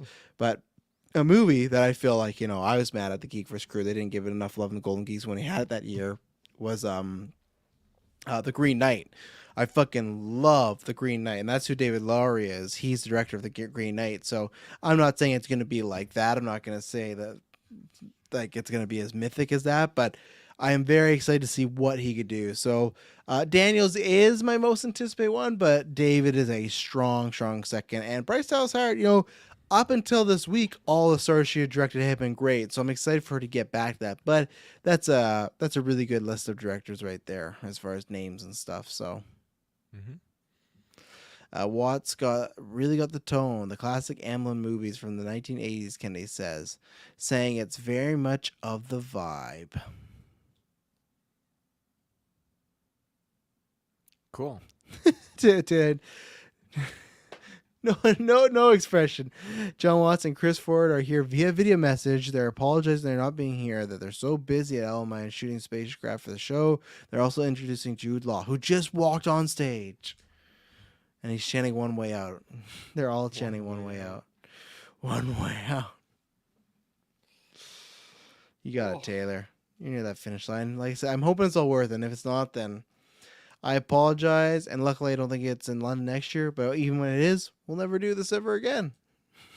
We'll do it again when Kennedy's not the fucking leader role here, because she ain't leading much. She's leading these shows.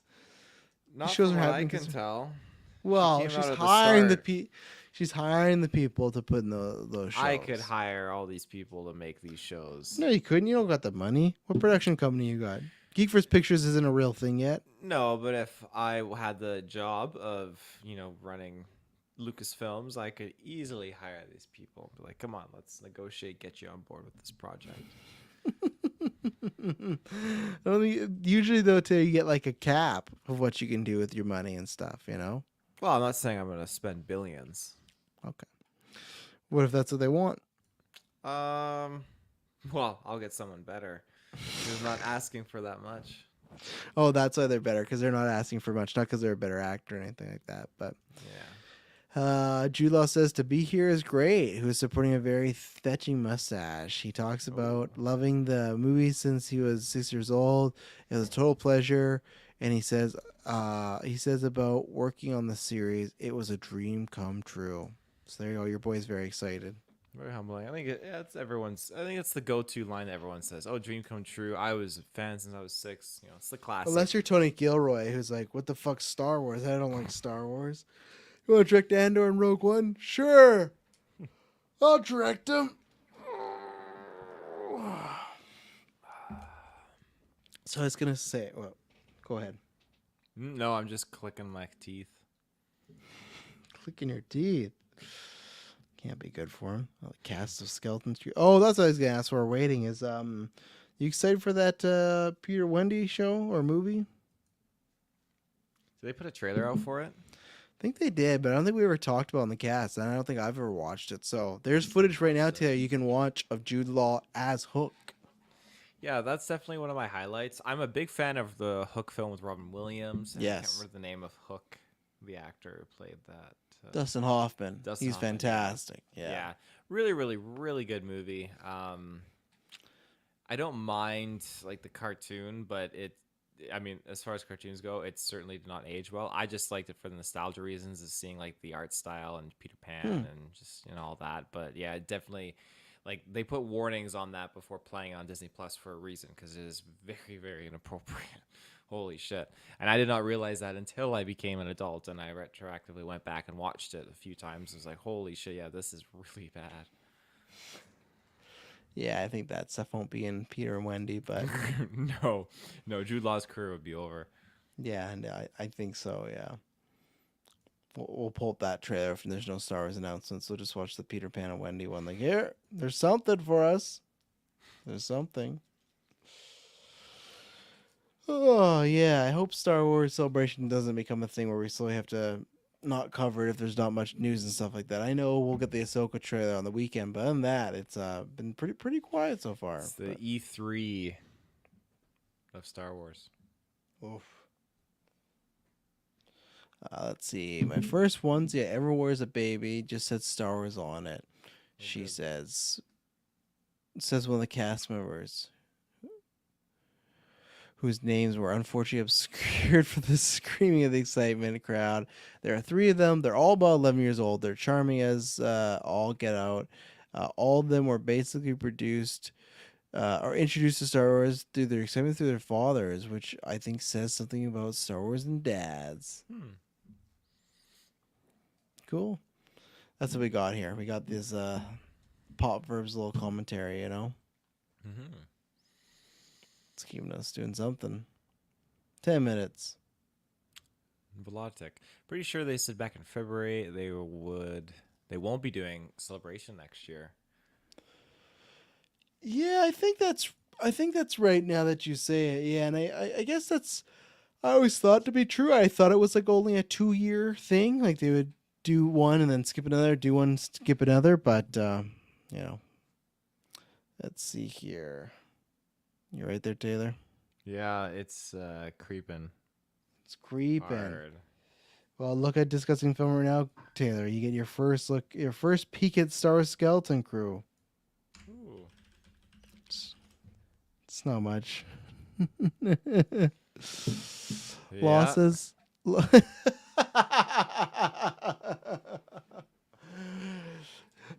Bitter Taylor tune into for this episode. Jude Law says I was learning from them every day about the younger actors. Oh wait, are we going to see trailer for show? Yes, we are. There is applause and cheers. So we'll get a little description there. And what do you think he's gonna do? He's like, oh no, fuck! I hate working with the kids. They're obnoxious. You guys are on your own. They fart everywhere. He just embarrasses these kids in front of a live crowd, and everyone's like, "What happened?" So, Teaser though, that's cool. So something else to look forward to. Yeah, I guess if you're there in person, it's good because you're getting all these footage and teasers and stuff like that. So that's working out, right? Yeah.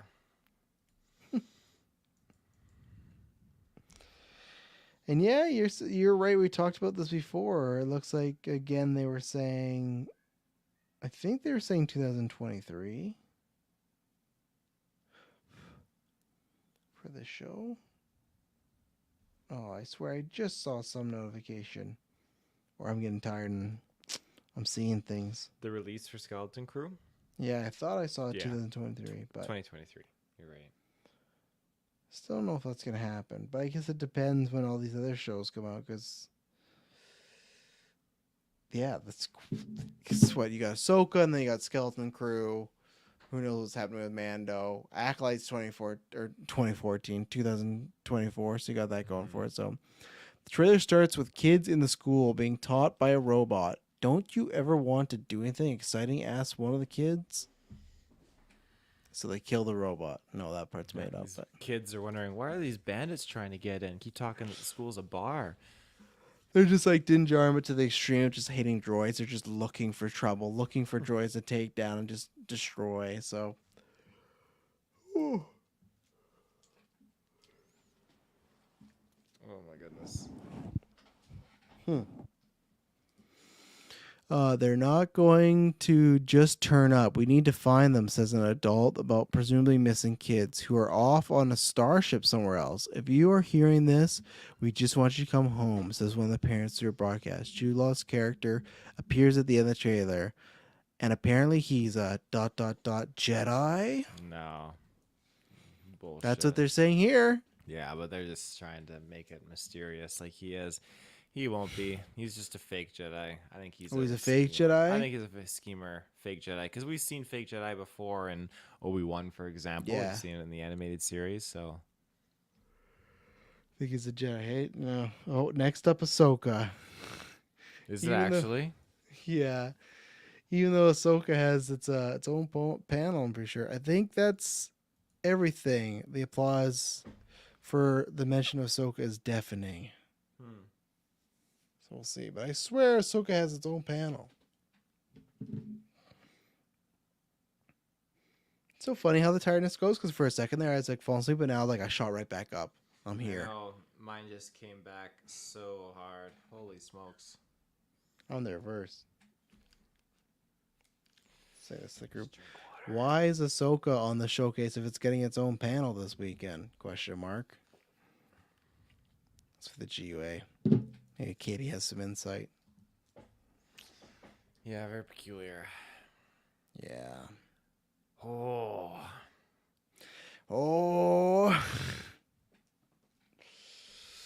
Just think about. I'll keep going. What are your Easter plans this weekend? Easter plans. Well, Madison's family's out of town, so we're not really hanging out with any family. I'm just gonna probably do something on our own accord. So we gotta prep the baby's room some more. We've got all that furniture. It's a nightmare to move. Holy shit! But oh yeah, I thought at one point you were doing dinner on the Friday. on the Friday. Yeah. Tina's trying to remember. He's like, did I not say something? Yeah. Have I double I don't booked? remember.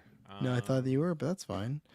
Are y'all working today? No, all in the game. Luckily, I am. We're both off. We wouldn't have done this. We were already hanging out. Like we said, we kind of play Call of Duty once in a while. Me and Taylor, like, okay, well, if this is happening, we could play Call of Duty and stay up and whatnot. Because sometimes we have like hours till like 2 a.m. and they start at 3 a.m. So we're like, yeah, let's stay up and see what happens and everything. Because I was hoping, like everyone else, there'd be some bigger stuff. And like I said, if Snyder reported, and Snyder C+ tier, but Deadline, I'm pretty sure, some Deadline Variety, when that report came out of Feige's film and Patty Jenkins' film being gone, they were like, but expected celebration for them to talk about more films. There were multiple people that said that. And I think it's just also just people are done, like, want fucking films. But yeah, we'll see. But that's where I'm getting worried and stuff like that. Voltic says, pretty sure they said back in February that they won't be doing celebration. Oh, right. You already brought that up. Yeah. Thank you very much. And then there was a new comment here. Let's see here. I don't think I need to tell anybody in this room how talented this guy is, Kennedy says about Filoni. The applause makes it clear that the Thunders people are clearly agreeing with Kennedy. That says it's clear that Filoni really loves film. It was just inevitable that he would make a transition to live action. Everybody who works at Lucasfilm has the guy's number, says Favreau. He deeply, deeply cares. Stop calling me. Filoni is making sure that people's inspirations stay intact while finding a space to become screw it all up. While still finding space for them to fit inside the Star Wars mythos and feeling. Everything that's come out of all the TV stuff we've done together, just know that guiding me the whole time and as a trusted collaborator with everything you've seen coming on and off stage is Dave Filoni. Filoni is clearly touched. Now, if they are going to announce some films, that sure sounds like a setup to it. We just might get massive blue balls here. But you got both Kennedy and Feige, or Kennedy and Favreau being like, hey, he's a great guy and all this stuff. He's great at that. So I feel like it'd be a transition. There you go. Ahsoka's releasing this year. That's confirmed. So there you go. I guess you're getting... Yep. So you got still Skeleton Crew, Skeleton Crew, Ahsoka, and you still got Star Wars Visions as well coming. So you got 3 more shows. Obviously, Star Wars Visions is just a small, like, content day dump and stuff like that. But still, and you got those Jedi shorts. I'm excited to. Have you seen those Jedi kid shorts that they've made? Yeah, I have. Yeah, I haven't figured out? Like, are they long shorts, like 20 minutes, or? No, I don't think so. So, Hmm. Ahsoka releases in August on Disney Oh, Plus. actually, oh, yes. I was afraid it was gonna be like November, winter, fall, late fall. So.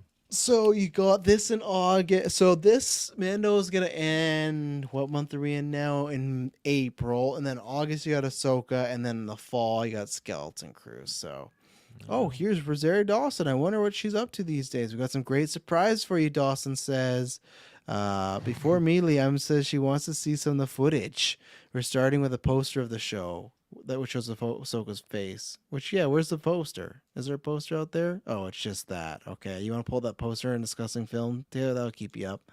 Let's It do it. works. It's cool enough, but yeah, August. That's very soon. That's cool. I actually didn't think it was going to be as soon as August. So, and plus you got Jedi Survivor, Star Wars. Other than films, lots of stuff coming out this year for Star Wars, and of course you'll have books and stuff coming out too, comic books. But for some of this bigger stuff, lots of it. Boom. Yeah. Yeah, it's simple. I like it. I like the tendrils. I kind of take up the screen and everything. So it works. Cool. August. My body is ready. Give us official day so I can put it on the GeekVerse calendar and then good to go. You want to put that thing back up there, Taylor? There you go. There you go. Almost lost in there. Oh, Whoa! Carrie Condon's gonna star in Skeleton Crew. That's awesome. You don't know her. She was great in this movie of this year. It's called The Banshees of Inisherin. It's with Colin Farrell and Barry Keoghan. But yeah, that's fantastic. Carrie Corrigan will star in Star Wars Skeleton Crew. Maybe that was already a rumor, but that's awesome. Dawson says that her scenes with Luke Skywalker and Book of Boba Fett was written as scenes with Plo Koon, so she didn't know she was going to meet Luke. That's Plo funny. Koon's just a fall guy, with all this stuff. It's always Plo Koon. Somewhere in the universe where these things are like toys, Plo Koon's out there like, damn it, I'm almost back, but they keep pushing me aside. It's only been 3 weeks since my heart stopped racing, Dawson says, before teasing that if the show does well, maybe we'll get a second season. And the crowd booed. Really mean crowd this year. No, I'm joking. They applause and stuff. So there you go. Sounds like they got plans for a season 2 if this does well. So just think, Taylor, if you do this, no podcast tomorrow, That's true. That's true. But yeah, August, potential season 2. You liking all you're hearing here about Ahsoka? Yes, I'm very, very happy about the August release. Again, I was worried that it was going to be later in the year, closer to the winter fall time. So August is good. I think, like all in the game said, Secret Invasion in June, Ahsoka in August, Loki in September, and then Yeah. Skeleton Crew Well, after there's that. there's still rumors that Loki might not make it this year. So I think the latest. I think if depends when Ahsoka drops. If Ahsoka's the first week, then I guess. But I feel like they're usually what? Well, I guess I don't. How long was Boba Fett? That was like 9 episodes or something like that. That's usually Yeah, 8 to 9. 8-9 weeks. That's about two months. Yeah, so that would bring you past September. So I think Loki, if it makes, will be late fall or they'll push it. You can also bring up too on discussing film. They just showed a picture of Sabine Wren. You almost lost me there for a split second there. Sabine Wren photo. They brought that out there. He's back. Jolt him. He's back. Just electrocute me. Just rub your eye. You got water there, Taylor? Water's a good thing to keep you up. I drank it all. Oh God. She got some sugar water in there. But yeah. Still, even though it was Star Wars and everything, let's see, everyone at some point will have been in at least one of Star Wars, Marvel, and DC. Oh yeah, absolutely. So. And who is this actress? Oh, what's her name? Oh, we're gonna be there. You go. Mary Elizabeth Winstead is confirmed as Hera. So I don't know if they're gonna show a photo of her, but that was confirmed. Oh yeah, they do pull that one up on discussing film. This actress is it's Natasha Lee Bordizzo. Never seen her, but why aren't you in discussing film? You're lost, my friend. Just keep simple, stupid. You can't be making these big moves during the midnight hours and stuff like that. She-Hulk was August 18 to October, so yeah, I just feel Loki November maybe it's end of October, but there we go. We got Hair's hair. looking fabulous. Man, I got Mary Elizabeth Winstead as a Twi'lek. That's Well, that's just it. Like, she's one of my first Woo! big time crushes, and now here, like, I remember Sky High time. Oh man, and now here she is in the Star Wars universe. Oh I'm gonna my be sky high goodness. seeing those tendrils. You know what I'm saying? Yeah, but Oh. no, that's great. I'm excited for her. That's fun. That's a great. What is it? Ahsoka has like a small, great little cast with Rosario Dawson, with Mary Elizabeth Winstead. You know, like they got some heavy hitters in there, and plus someone that could be playing Thrawn, whoever that could be. I imagine they'll get a good actor, whether it's Lars Mikkelsen or not. I hope it's not. I like Lars enough, but I just hope there's something different. Well, But I'm wondering who they cast as Jason Sindula, because I only say this because there's a Lego set that showed maybe Jason Sindula is going to be in this as an older adult. So, because we know her and Kanan did have a very romantic relationship, and so she had a son from that. yeah, I would assume that maybe they might leave that. I think they'll at least address it. I do think they'll address it. But the Jedi got on, had a son, eh? Breaking the rules, you know? Breaking the rules. breaking the rules, yeah. Breaking the law, breaking the law. And there's Meredith Winstead, who is polite enough to say, "Thank you for having me." She can officially tell people she's indeed playing Hera. The stills revealed, the room went loud, crazy. I'm very lucky to be playing her. I was completely immersed in who she is and completely taken away from myself, which was amazing, says Winstead. This is Filoni now. These characters have lived through animation, and the only reason I get to do this because the fans have supported them in animation. Filoni says about so many Rebels cast making the jump to live action. Thank you for all the fans for believing. It's the first teaser for Ahsoka. So you got that going on. You got it, Taylor. I got it.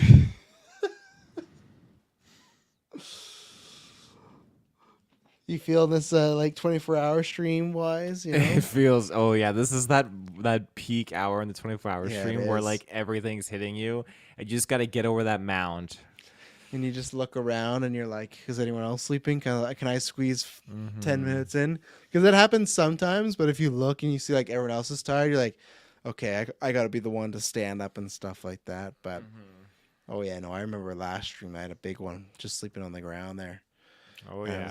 I was done. I think a whole game of Mario played without me. And Mario Party was played without me.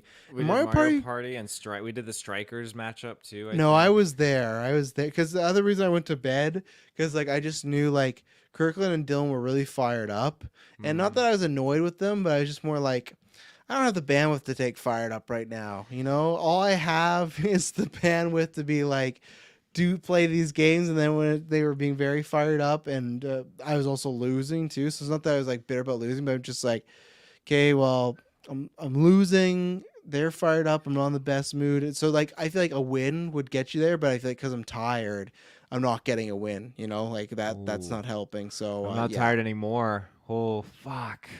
It begins with a very Star Wars sting. Something's coming. Something dark. Ahsoka sent a voiceover. I sense it. We get to see a Sith or two, and Mon Mothma, and Thrawn from the back. It looks like being referred to as the heir to the Empire. Now, let's see. Warrior, Outcast, Rebel Jedi is how tagline describes Ahsoka. Based on the reaction room, I think the show's gonna be a hit. So you got Thrawn, obviously from behind. They're not. They're not confirming the actor. I'm excited. Hopefully that picture leaks even before we're done of Thrawn from behind there, which sounds kind of dirty, but that's all right. A Sith or two, which that's fine. It's kind of like Jedi. They're always around. Mon Mothma. That does intrigue me because I feel like you and I. Oh shit, Taylor! Has the first trailer been released like to the public? Actually, No, what? It has. Okay, so Taylor, let's wake up. Oh yeah, pull it up. We're gonna watch it. Oh shit! Yeah. Pull that up on Discussing YouTube. film. YouTube. Yeah, it's discussing film. Yeah, Discussing film. and if you don't get sound, we'll just do a 3, 2, 1, watching it together. So we'll plan it out here. Fuck! I love There you go. Filoni. It was all worth it. You got Okay. So yeah, pull it up here. and then we'll time it because I'll also hit play on my phone in case I don't get audio there. So, all right, you ready? Okay, you ready? I'll go to 0. I'll go to 0. Okay, I'm ready when you are. 3, 2, 1. Something's coming.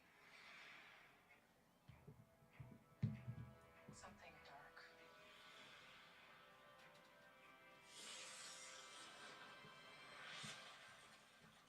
I sense it.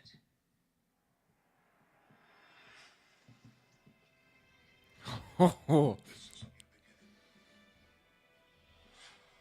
For some, war.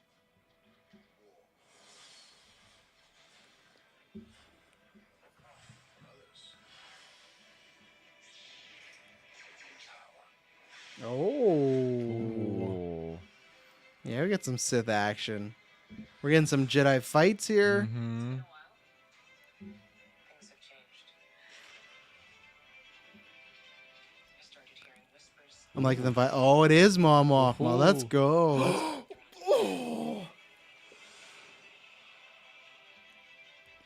heir to the Empire. Very fun. We have to prepare for the worst.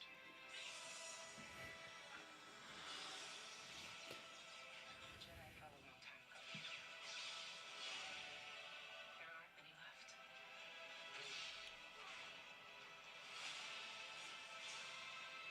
Nice.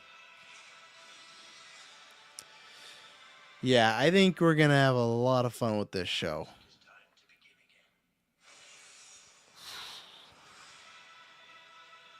Very nice. oh my god, that brought like tears to my eyes seeing that. He's up now. You want to rewind and get that Thrawn shot there for you? I need to rewind. Yeah, I'll see if there's any other news that drops. But yeah, very great trailer. I'm I'm not trying to bring down like Mandalorian or anything right now, but just like this just looks like it's gonna, you know, how people talk about how, and this is what is great about Star Wars, right? For people that watch Mandalorian, they like some like the Saturday morning cartoon stuff like that. I feel like, and who knows, but I feel like with this show, it's gonna be much more plot driven. I feel like it's kind of the way where I feel like we've talked about this before with Clone Wars, how that had a plot, but the earlier seasons were like the Saturday morning cartoons, where Rebels was the full through line plot, right? Like Rebels was always about story for the most part. Where Clone Wars, you could take 2 to 3 weeks off and do some fun adventures like Mandalorian. I think this show looks like it's going to be lots of plot and story and character, and I think that's a good thing with having Ahsoka, Hera, Sabine. Like there's multiple characters that I want to see and stuff like that. So yeah, I'm trying to see. Oh, he's in the fucking uniform too. I love What do you think it was gonna be? You think he was gonna be butt ass naked? Thrawn? What do you think was gonna happen? part of me was so concerned that he was not going to be like shelled up into the imperial position or whatnot after how things ended with Rebels. I had my own kind of weird theories about it, and I was just nervous. But the fact that we get him here like this, and he's still loyal to the Empire, and Ahsoka's dropping that, heir to the Empire thing. I can't remember the actor's name, but the older guy with the white beard. I have a weird inkling, like if they're going full heir to the Empire, maybe he could be Master Kaboth. Like holy shit. There's like some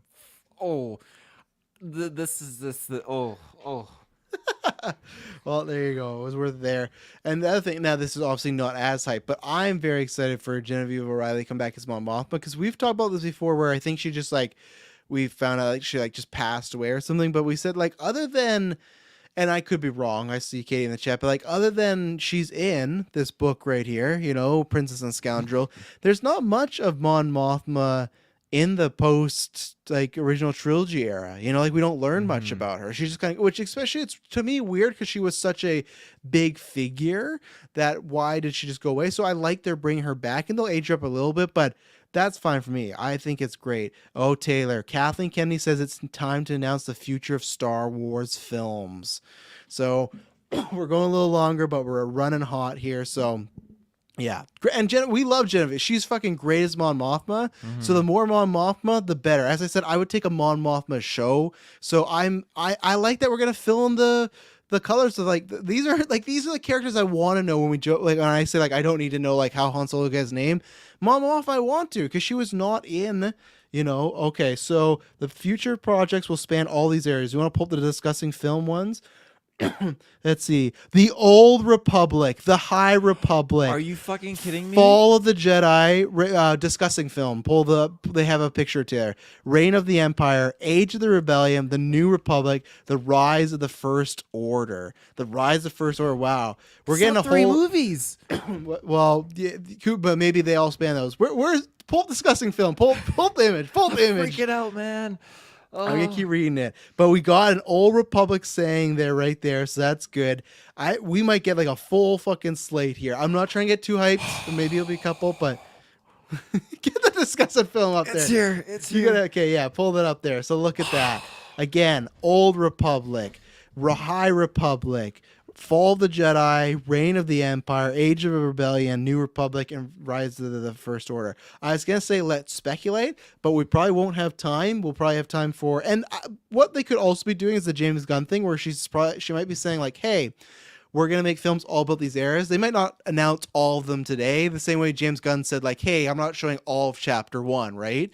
But again, it's hard for me to get fully excited because we've been here before. We go in circles like Frodo says, but to see the Old Republic, That's huge. to see that logo. Okay, Dave Filoni will direct a Star Wars film culminating the events of the Mandoverse. Okay. Okay. Whoa, so Okay. that's what we talked about. So literally what we talked about earlier is, hey, are they going to do a film from all the stuff on TV to movie? They're doing that. And that makes sense where Favreau said culminating, right? And that was a weird word to use. And they were talking up Favreau or Filoni being like, yeah, he's great. So big test. And this is going to be huge for him to see. Can he do it? But yeah, so I literally think you're going to get a movie called like Star Wars Hair of the Empire or Mandalorian. so. Like, I think it's happening. Oh my God. James Mangold, director of Logan, will direct a film about the first Jedi described as a biblical epic. Holy shit. Holy man. That's a guy to do it, though. You want to get someone, James Mangold, who did Logan, who's doing Indiana Jones 4. So clearly they're happy about that. Now, I will say the first Jedi story, I think that's a very risky story to do. I don't think they should do it, but if there's anybody I do trust, James Mangold I think is a great choice, but that is a very risky tale to tell. Like, and we'll go all over these quickly once we, they're going to announce some more here, so we'll break them down. But that is that's a risky one for me. That's the first, because that's just the first Jedi is I don't know. That's a tough one. Yeah, there's some interesting comic runs, I think, in the past where they were like some of the first Jedi and just different tribes and people learning about the Force and then learning about how to create like hyperspace engine to travel from planet to planet. There's some cool stuff in certain comics, and I think that yeah, go for it. Okay. Shireen Abad's Shanares, that's a director who did Miss Marvel. That was the Damon Lindelof film. The film will follow an establishing of a new Jedi Order. It is set 15 years after the rise of Skywalker. No way. No Oh, way. Yeah. Which doesn't... Is that like a Star Wars 10 or just a spin-off? It's just a spin. It just says a Star Wars film, so there's no title to it. So I imagine they might call it like Jedi Order or something like that. But yeah, so there you go. So we're getting that, and it's funny because 1 second here. It's funny because remember we had heard rumors about that they were working on a Jedi to Order 1, and we were like, hey, be great if it happens. And again, these still have to happen. We have to see if they actually happen. But the idea that it's out there is good. But remember, we had heard a rumor of that they were... So let's see here. So James Mangold's era for his Star Wars film is called The Dawn of the Jedi. Nice. Okay. Oh, okay. So they added that. So in the logo, you see how there's Old Republic? In the new one, they added a picture where it says Dawn of Jedi. So there's a new picture there's up a new there. one. Oh, let's find So there you go. Yeah, so if you refresh, probably it'll be a picture of James. He's just staring into the camera. And then, so see, look, you got that one right there. Click that. Dawn of the Jedi. Before the Old Republic. So the Dawn of the Jedi, that's the biblical That's the biblical one, epic, right. they're saying. Yeah. Right. So, Neat. but yeah, we had heard rumors from other scoopers saying that they were working on. Remember, that was the rumors of Rey, and that would actually make sense as far as all the rumors we've heard are like there's sequel characters that'll be in it, but they're not the main focus.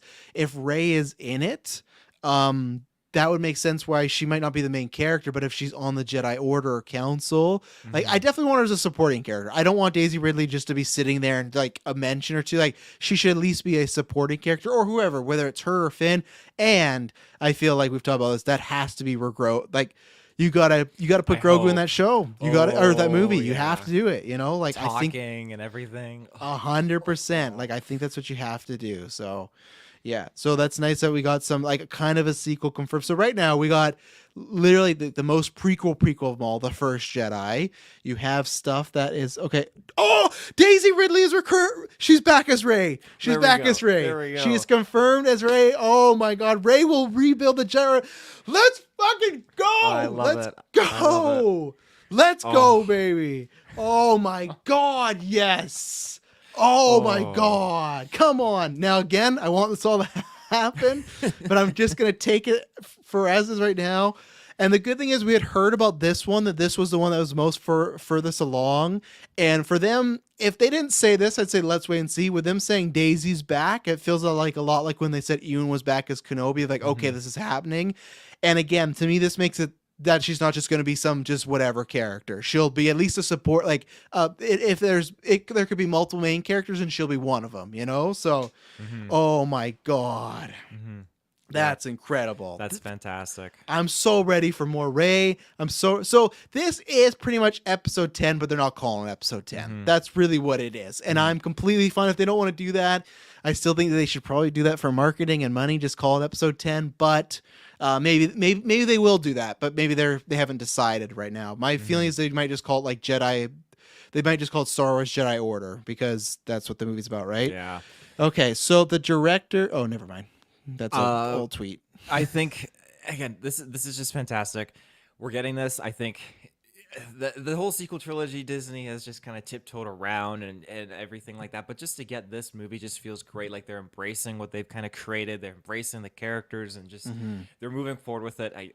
Yeah, to have Daisy come back is so fantastic. So fantastic. On the game. Yes, I know that's always the fear I have, right? Fast forward to 3 years, all but one of them been canceled. And that's the thing, right?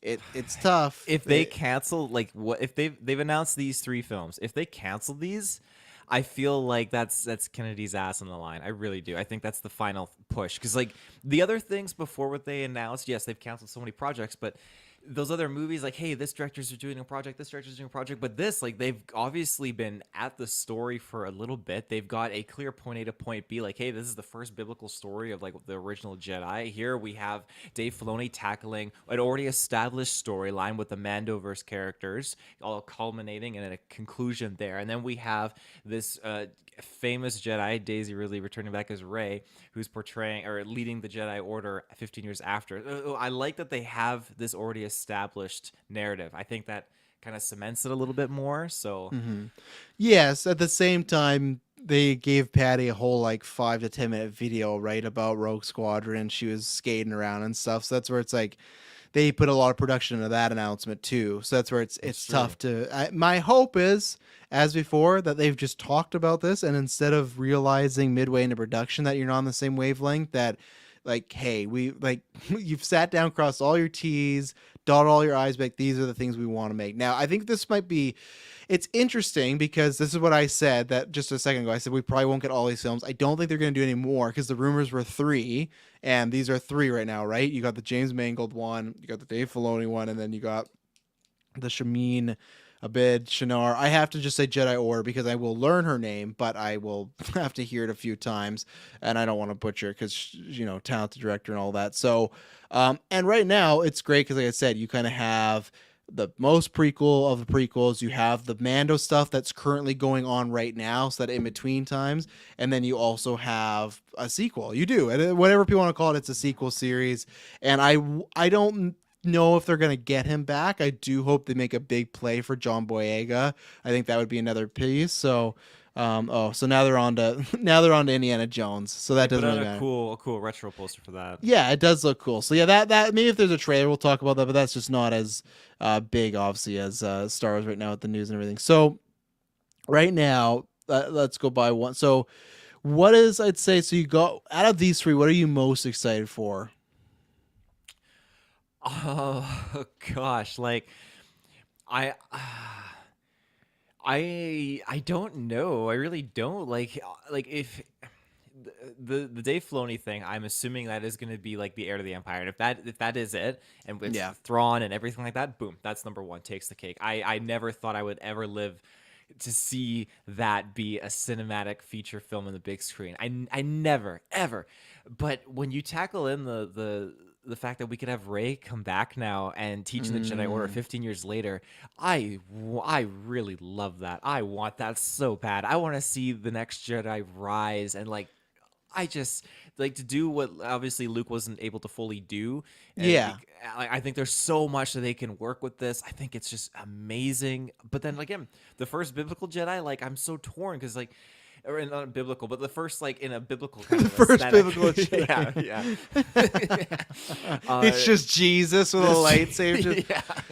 They cast Hugh Oh. Jackman to play Jesus, and he's just like, yeah. Yeah, there's so much they could explore with that with this Jedi like learning the Force powers and just trying to set up like I need to like contain this and like have someone who he trains and then just starts using it for bad. I don't know, like there's potential there and seeing like the panel of all the different eras and then seeing like first kind of middle and then end like Yes. that. I really like that. I like that a lot. So then I'll ask you on this question: what do you think? Because I have to, because everyone will make these jokes and say this. What do you think is the most likely to happen? Let's say two get Filoni. canceled. I agree with you. I'm 100% because you got the shows tied in. I think they talk about it a lot, and I just think that with the biblical one, I could see that falling apart because right now, James Mangold, he's directing Indy right now. We'll see what happens. Remember, he's tied to DC with Swamp Thing, but that makes sense why Swamp Thing was at the end of that chapter. Remember, that was the last thing on that project when it was closed to DCU. And if that is a plan, well, that would make sense why James Gunn left that last because, hey, he might be busy doing a Star Wars movie. So that's the one I think is the easiest one to chop because I feel like I do just feel like that's a hard one to crack. But yeah, I think the Filoni one is definitely the one that is an easy set to go. And I hope that this is, and I'm not saying that they need to do this and the Manoverse just ends and there's nothing else, but at least have like their end game, and if Thrawn and Heir of the Empire can be that end game, that's great. So I think that one's the most likely. So in my order of likeliness, it would go like Filoni's, the Jedi Order, and the Mangolds because I think Mangold's, honestly, again, I think it's the most riskiest. I think the good thing is that there could be lots of marketing, right? Of like, it might even just be called like The First Jedi or something like, there's going to be tons of posters and teasers about like, see where it began, yet, And I think that one, even though, you got to be careful with me and how they cast stars. I think Mangold would actually go and get like an established actor. Where do you go with that for the first Jedi ever? For pretty much, like the person that starts it all. Do you get someone that is a name, or do you go the Rey, like John Boyega, like more newer stars they did with Force Awakens? Because I could see both where the new star, you don't want to have a fate. You don't want to assume anybody with the first Jedi. You want them to just look like the first Jedi. But then I could also see that you might need a bigger star to push this film forward because I feel like it's not the hardest. No, it is the hardest one to sell out of these ones. The Jedi Order is a sequel to $3 billion movies like we talked about, and Mandalorian has a show. So I feel like that's the hardest one to sell. So do you go for a no name, like not no name, but an upcomer, or do you go for an established star? I feel like you'd want to go with an established star for something like this, just to kind of like draw people in a little bit more. There's a lot of actors out there that are very big names, but you don't feel like they're attached to one specific franchise. I feel like when you go and watch them do a performance, you can detach them from being a different character or their main name in our world, and you can really enjoy what they're doing. And I defer to Hugh Jackman, Leo. like Leonardo DiCaprio. Yeah, Hugh Jackman though specifically when he plays Wolverine, like I can just take him out from being like Hugh Jackman. I can Yeah. see him as Hugh Jackman in other roles, and yeah, so I would go that route. Henry Cavill. No, they gotta get Cavill, somebody that hasn't, I think, been really tied to a franchise yet or anything like that. So yeah, and like I said, and then the one I want the most is the Jedi Order one. I'll talk about that in a second because we'll just rattle these three quickly and stuff like that.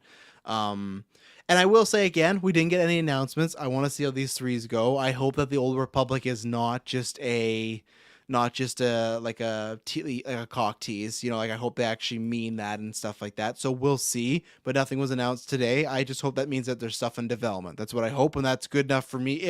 If that actually happens, that's good enough for me. I don't need to know that, hey, I need a Knights of the Old Republic or an Old Republic movie in a year or two. Just if, hey, we're gonna work, and even I want to be that. Not like Rogue Squadron where, hey, we're working on it with a director. Oh, it fell through. Let's just stop Old Republic. No, I want to be, hey, no matter what, we're making Old Republic film. Let's get talent, directors, writers, producers. What do you got? So let's hope that happens. With the Mangled one, that's what gets me excited. If this does happen, I trust Mangled with anything. Logan's the best Marvel movie. I think he'll do great with Indy. Walk the line. Like, he's done lots of, I love Night and Day even. Like, he's done lots of great stuff. So it's a guy that you're going to get like a sense of quality with him, and he'll have like a great scope to it. Again, for me, it's very much like we talk about with horror creatures, right? Of like, sometimes it's been a mistake to show the origins of a Jason or a Michael, because if you go too close to the beginning, you can start to muck things up. And this is very close. And this is one of these things that, this isn't anything George established. So it's one of those things where, like I've said before, I don't like when they, touch stuff of that George did, because that's George's stuff. Leave that alone. So they're not exactly doing this, but they're going before George's stuff. So that's the interesting. It's like when we talk about what are those books again? Like From a Certain Point of View, when it's just like Greedo's girlfriend, or like R2 like told the droid to break down. Like, that stuff I don't like. So this isn't directly that. So I don't. My excitement is purely just on James Mangold and the description of being a biblical epic, and I can see that in my mind. So that's what gets me excited. But this is a project of like, if Mangold's out, if it falls through, my excitement goes away a little bit, and I could see it die. So that's where I am on that. And then, the Jedi Order one, that is definitely the one I'm looking forward to the most, because I just. It's tough where I think there's a lot of resentment with the Luke character, not just because of what they did with The Last Jedi, but I feel like people just wanted to see too, like, what's next after Return of the Jedi, right? And I feel like a lot of people, including us to a point, myself a lot, felt like we didn't progress enough. And the fact that there was no Jedi Order, the fact that it just was destroyed in one night, it kind of felt like there's no Jedi Order and there's a First Order instead of Empire. It just kind of felt like, oh, they want to return the Jedi, but a few months later they just lost again, and everything was it was the exact same as New Hope. So I love in this world where we've defeated the First Order, hopefully we've defeated the New Empire and the Empire. If we can get like a villain, I'm not saying the Nihil, but something like that for this generation, right? Like a villain, even if they use lightsabers, a villain that is specific to our world. Even I would love it if they bring back Sith. If there's a character that wants to bring that back, like, I just think there's lots of potential, and I would like to see, you get hopefully the New Republic actually functioning now that they've been through another war, and they can get their shit together.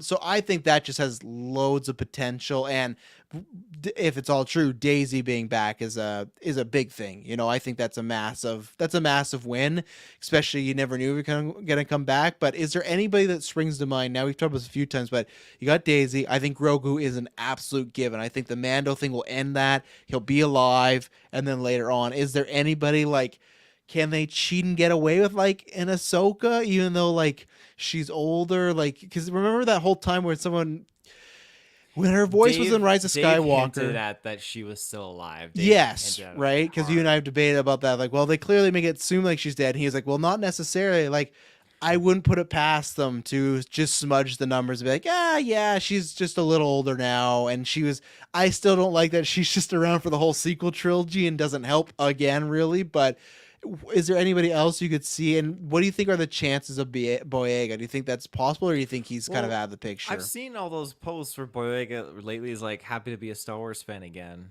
Yeah. Well, I think he means like he's happy to just watch Star Wars. Yeah.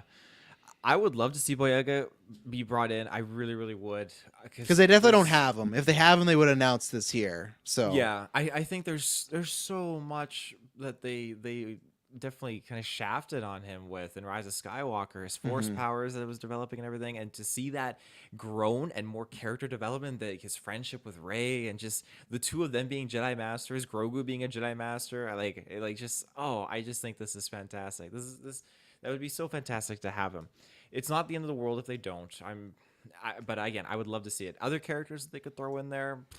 Oh my gosh, I think Ahsoka is definitely a good pick, but I really don't know. It depends what they really want to tackle in terms of, okay, maybe wouldn't you be surprised if she has a baby, if she, that Force baby. Oh yeah, I want could that happen Raylo now. baby. I'm saying it's 15 years. That's a lot. Why we jump it? We don't gotta jump in 15 years.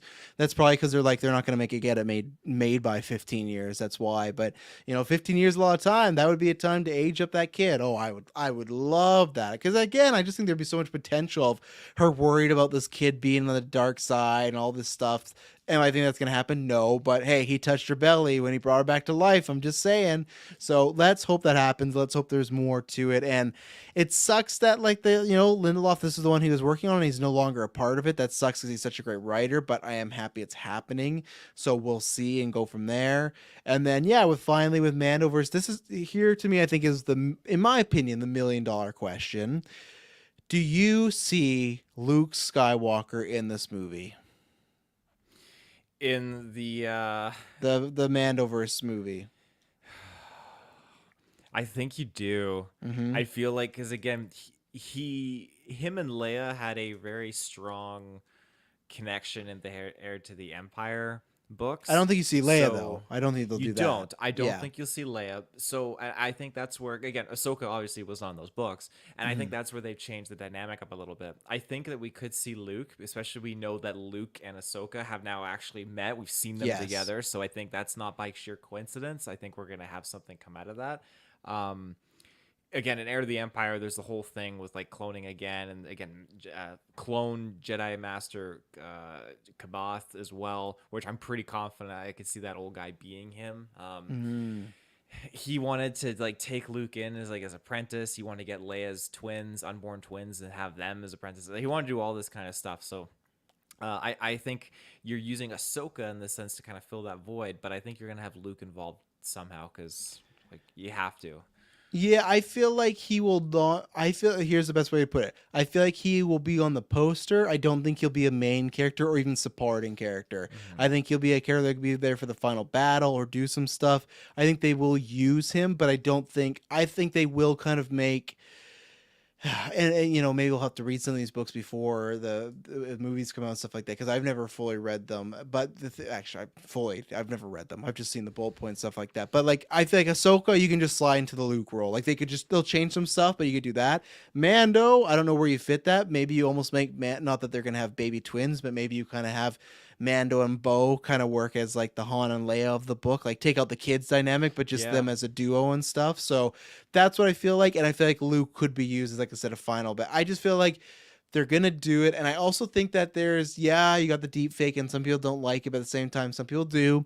And I feel like they want to do that Luke Skywalker in the big screen. They want to make this in the way that people who felt cheated, and I'm not saying it's right or wrong, it's up to your opinion, but the people that felt cheated by Last Jedi Luke, that hey, we can do one more movie with Luke Skywalker on the big screen, deepfake like this, green Jedi, lightsaber, the black robes, everything.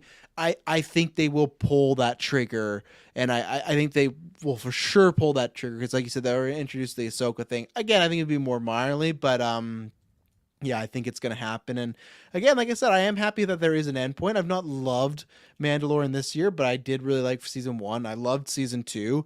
I'm excited for Ahsoka. I think that's looking probably a bit more up my alley as far as the pacing and the type of show it's going to be, and that'll be a big send off, or not a big send off, sorry, a big setup to it. So, yeah, it's very interesting, because I don't know. I'd have to see. I guess there's some stuff like Firefly to Serenity, but really this is the first time we're doing, even the MCU hasn't done this per se, where you have Miss Marvel show, but then she's going with the Marvels, right? It's a bunch of people. It's not, we're presuming, other than maybe Luke Skywalker, most of these characters are going to be from animation, and the finale, Oh, sorry, I was reading something else. uh, uh, most of these characters are from animation and the Disney Plus shows, you know, and they're going to be going into movies. So that's unheard of. And again, this is going to be something too. We're going to really test how much people watch Mandalorian, Ahsoka, these shows, and care. Because if this movie comes out and just does meh numbers, we're going to see no one will ever do that again. This experiment will die. This idea of doing a bunch of TV shows to lead up to a movie, it won't happen. But we'll have to see. And I think they'll try to go as heavy as possible there. So, let's see. All in the game says, is there a franchise left that Mads Mikkelsen hasn't been in yet? DC. Yeah, I'm waiting for him to be in DC. The DCU, you know, I hope Mads gets in there. It'd be fantastic. But yeah, is there anything we haven't covered about these three films that you wanted to bring up or talk about? No, I honestly think like that's it. I have there's so much I need to just kind of stew on. I'm glad we got that weekly geek because there's so much I want to like vent to Kirk. Kirk's like, what the fuck is going on? Oh, yeah. But like I think he's gonna really be juiced, and once he sees that Old Republic logo and like the fact that they're inching their way into that, oh my goodness. Slowly but surely, they went they went. It's like a time machine though. They went too far back. They went to the dawn of the Jedi. It's like, oh, you missed a stop. You missed a stop. Yeah, You gotta go back. But hopefully that happens. Hopefully these are all announced. But yeah, any other Star Wars news?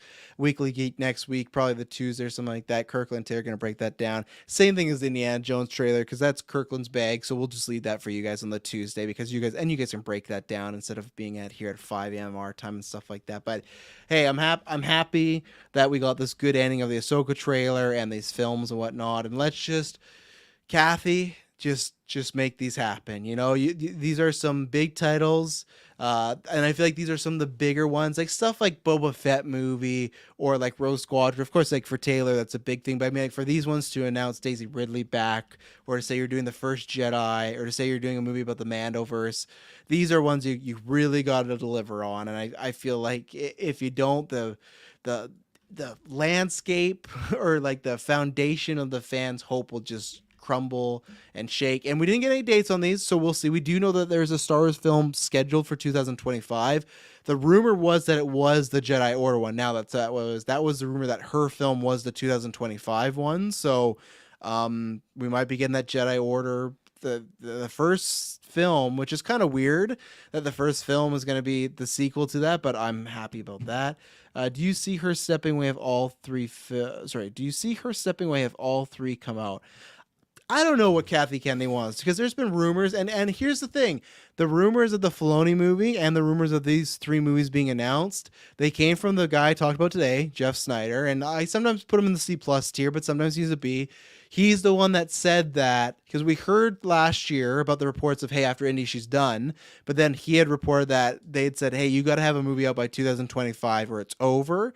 So there could have been a meeting of like, hey, I know you're not happy, but like, what if I make this happen and get this going? So I think that's up to her. I think legitimately if Kathleen Kennedy wanted to retire tomorrow, she could. She has the career and the money. So I think it's up to her. If she wants to do 3 movies and be like, yeah, I'm done, sure. If she does these 3 movies and they're hits, I'm not saying they gotta be billion-dollar movies, but they're hits and make profits, no, I wouldn't see her going anywhere. Why would she, you know? Unless they have this terrible expectation of they'll have to hit $1 billion, and I don't think so. Star Wars needs to get away with that.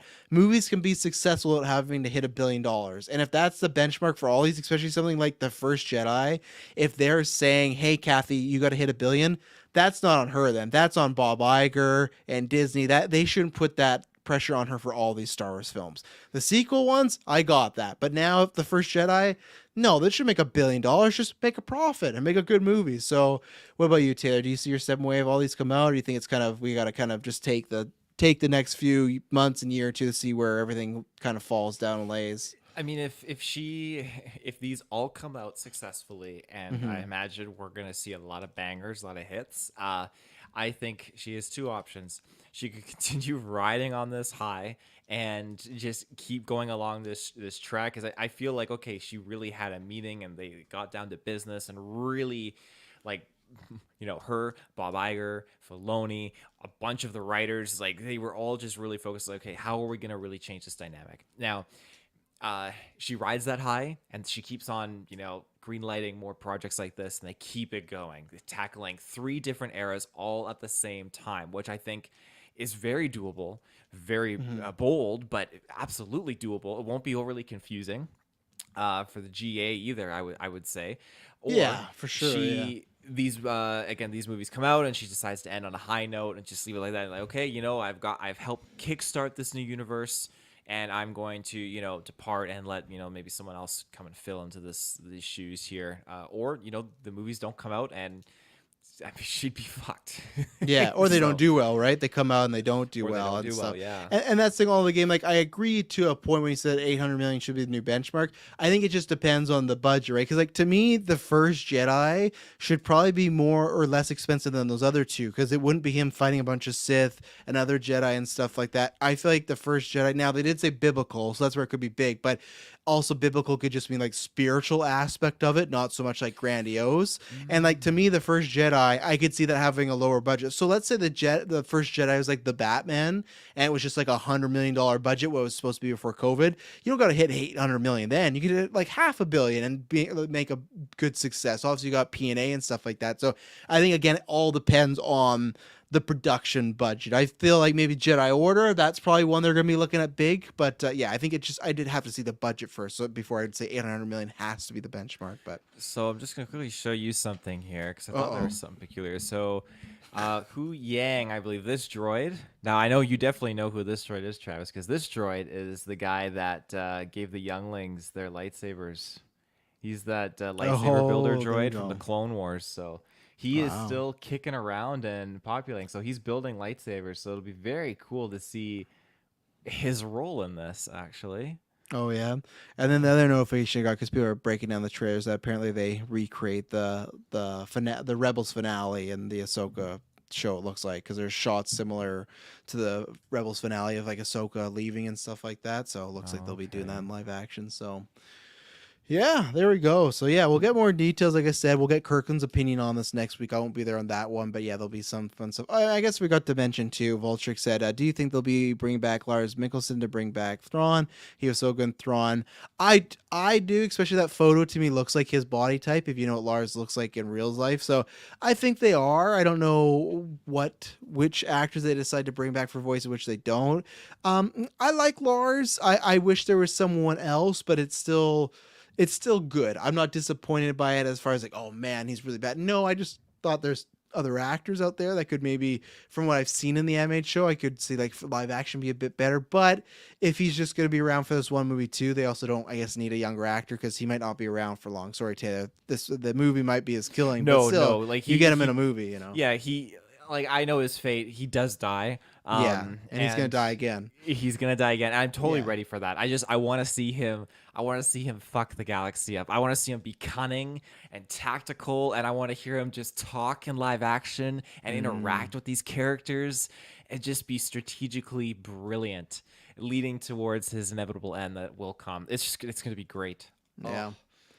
Well, there you go. So we'll see. Hopefully, again, this all happens and we can be happy campers.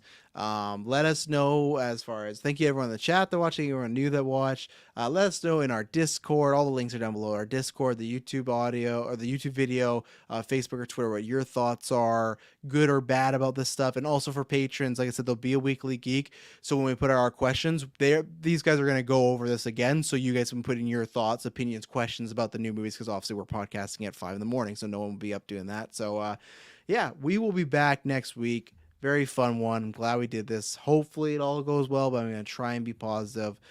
See what happens, and may the force be with you. Always.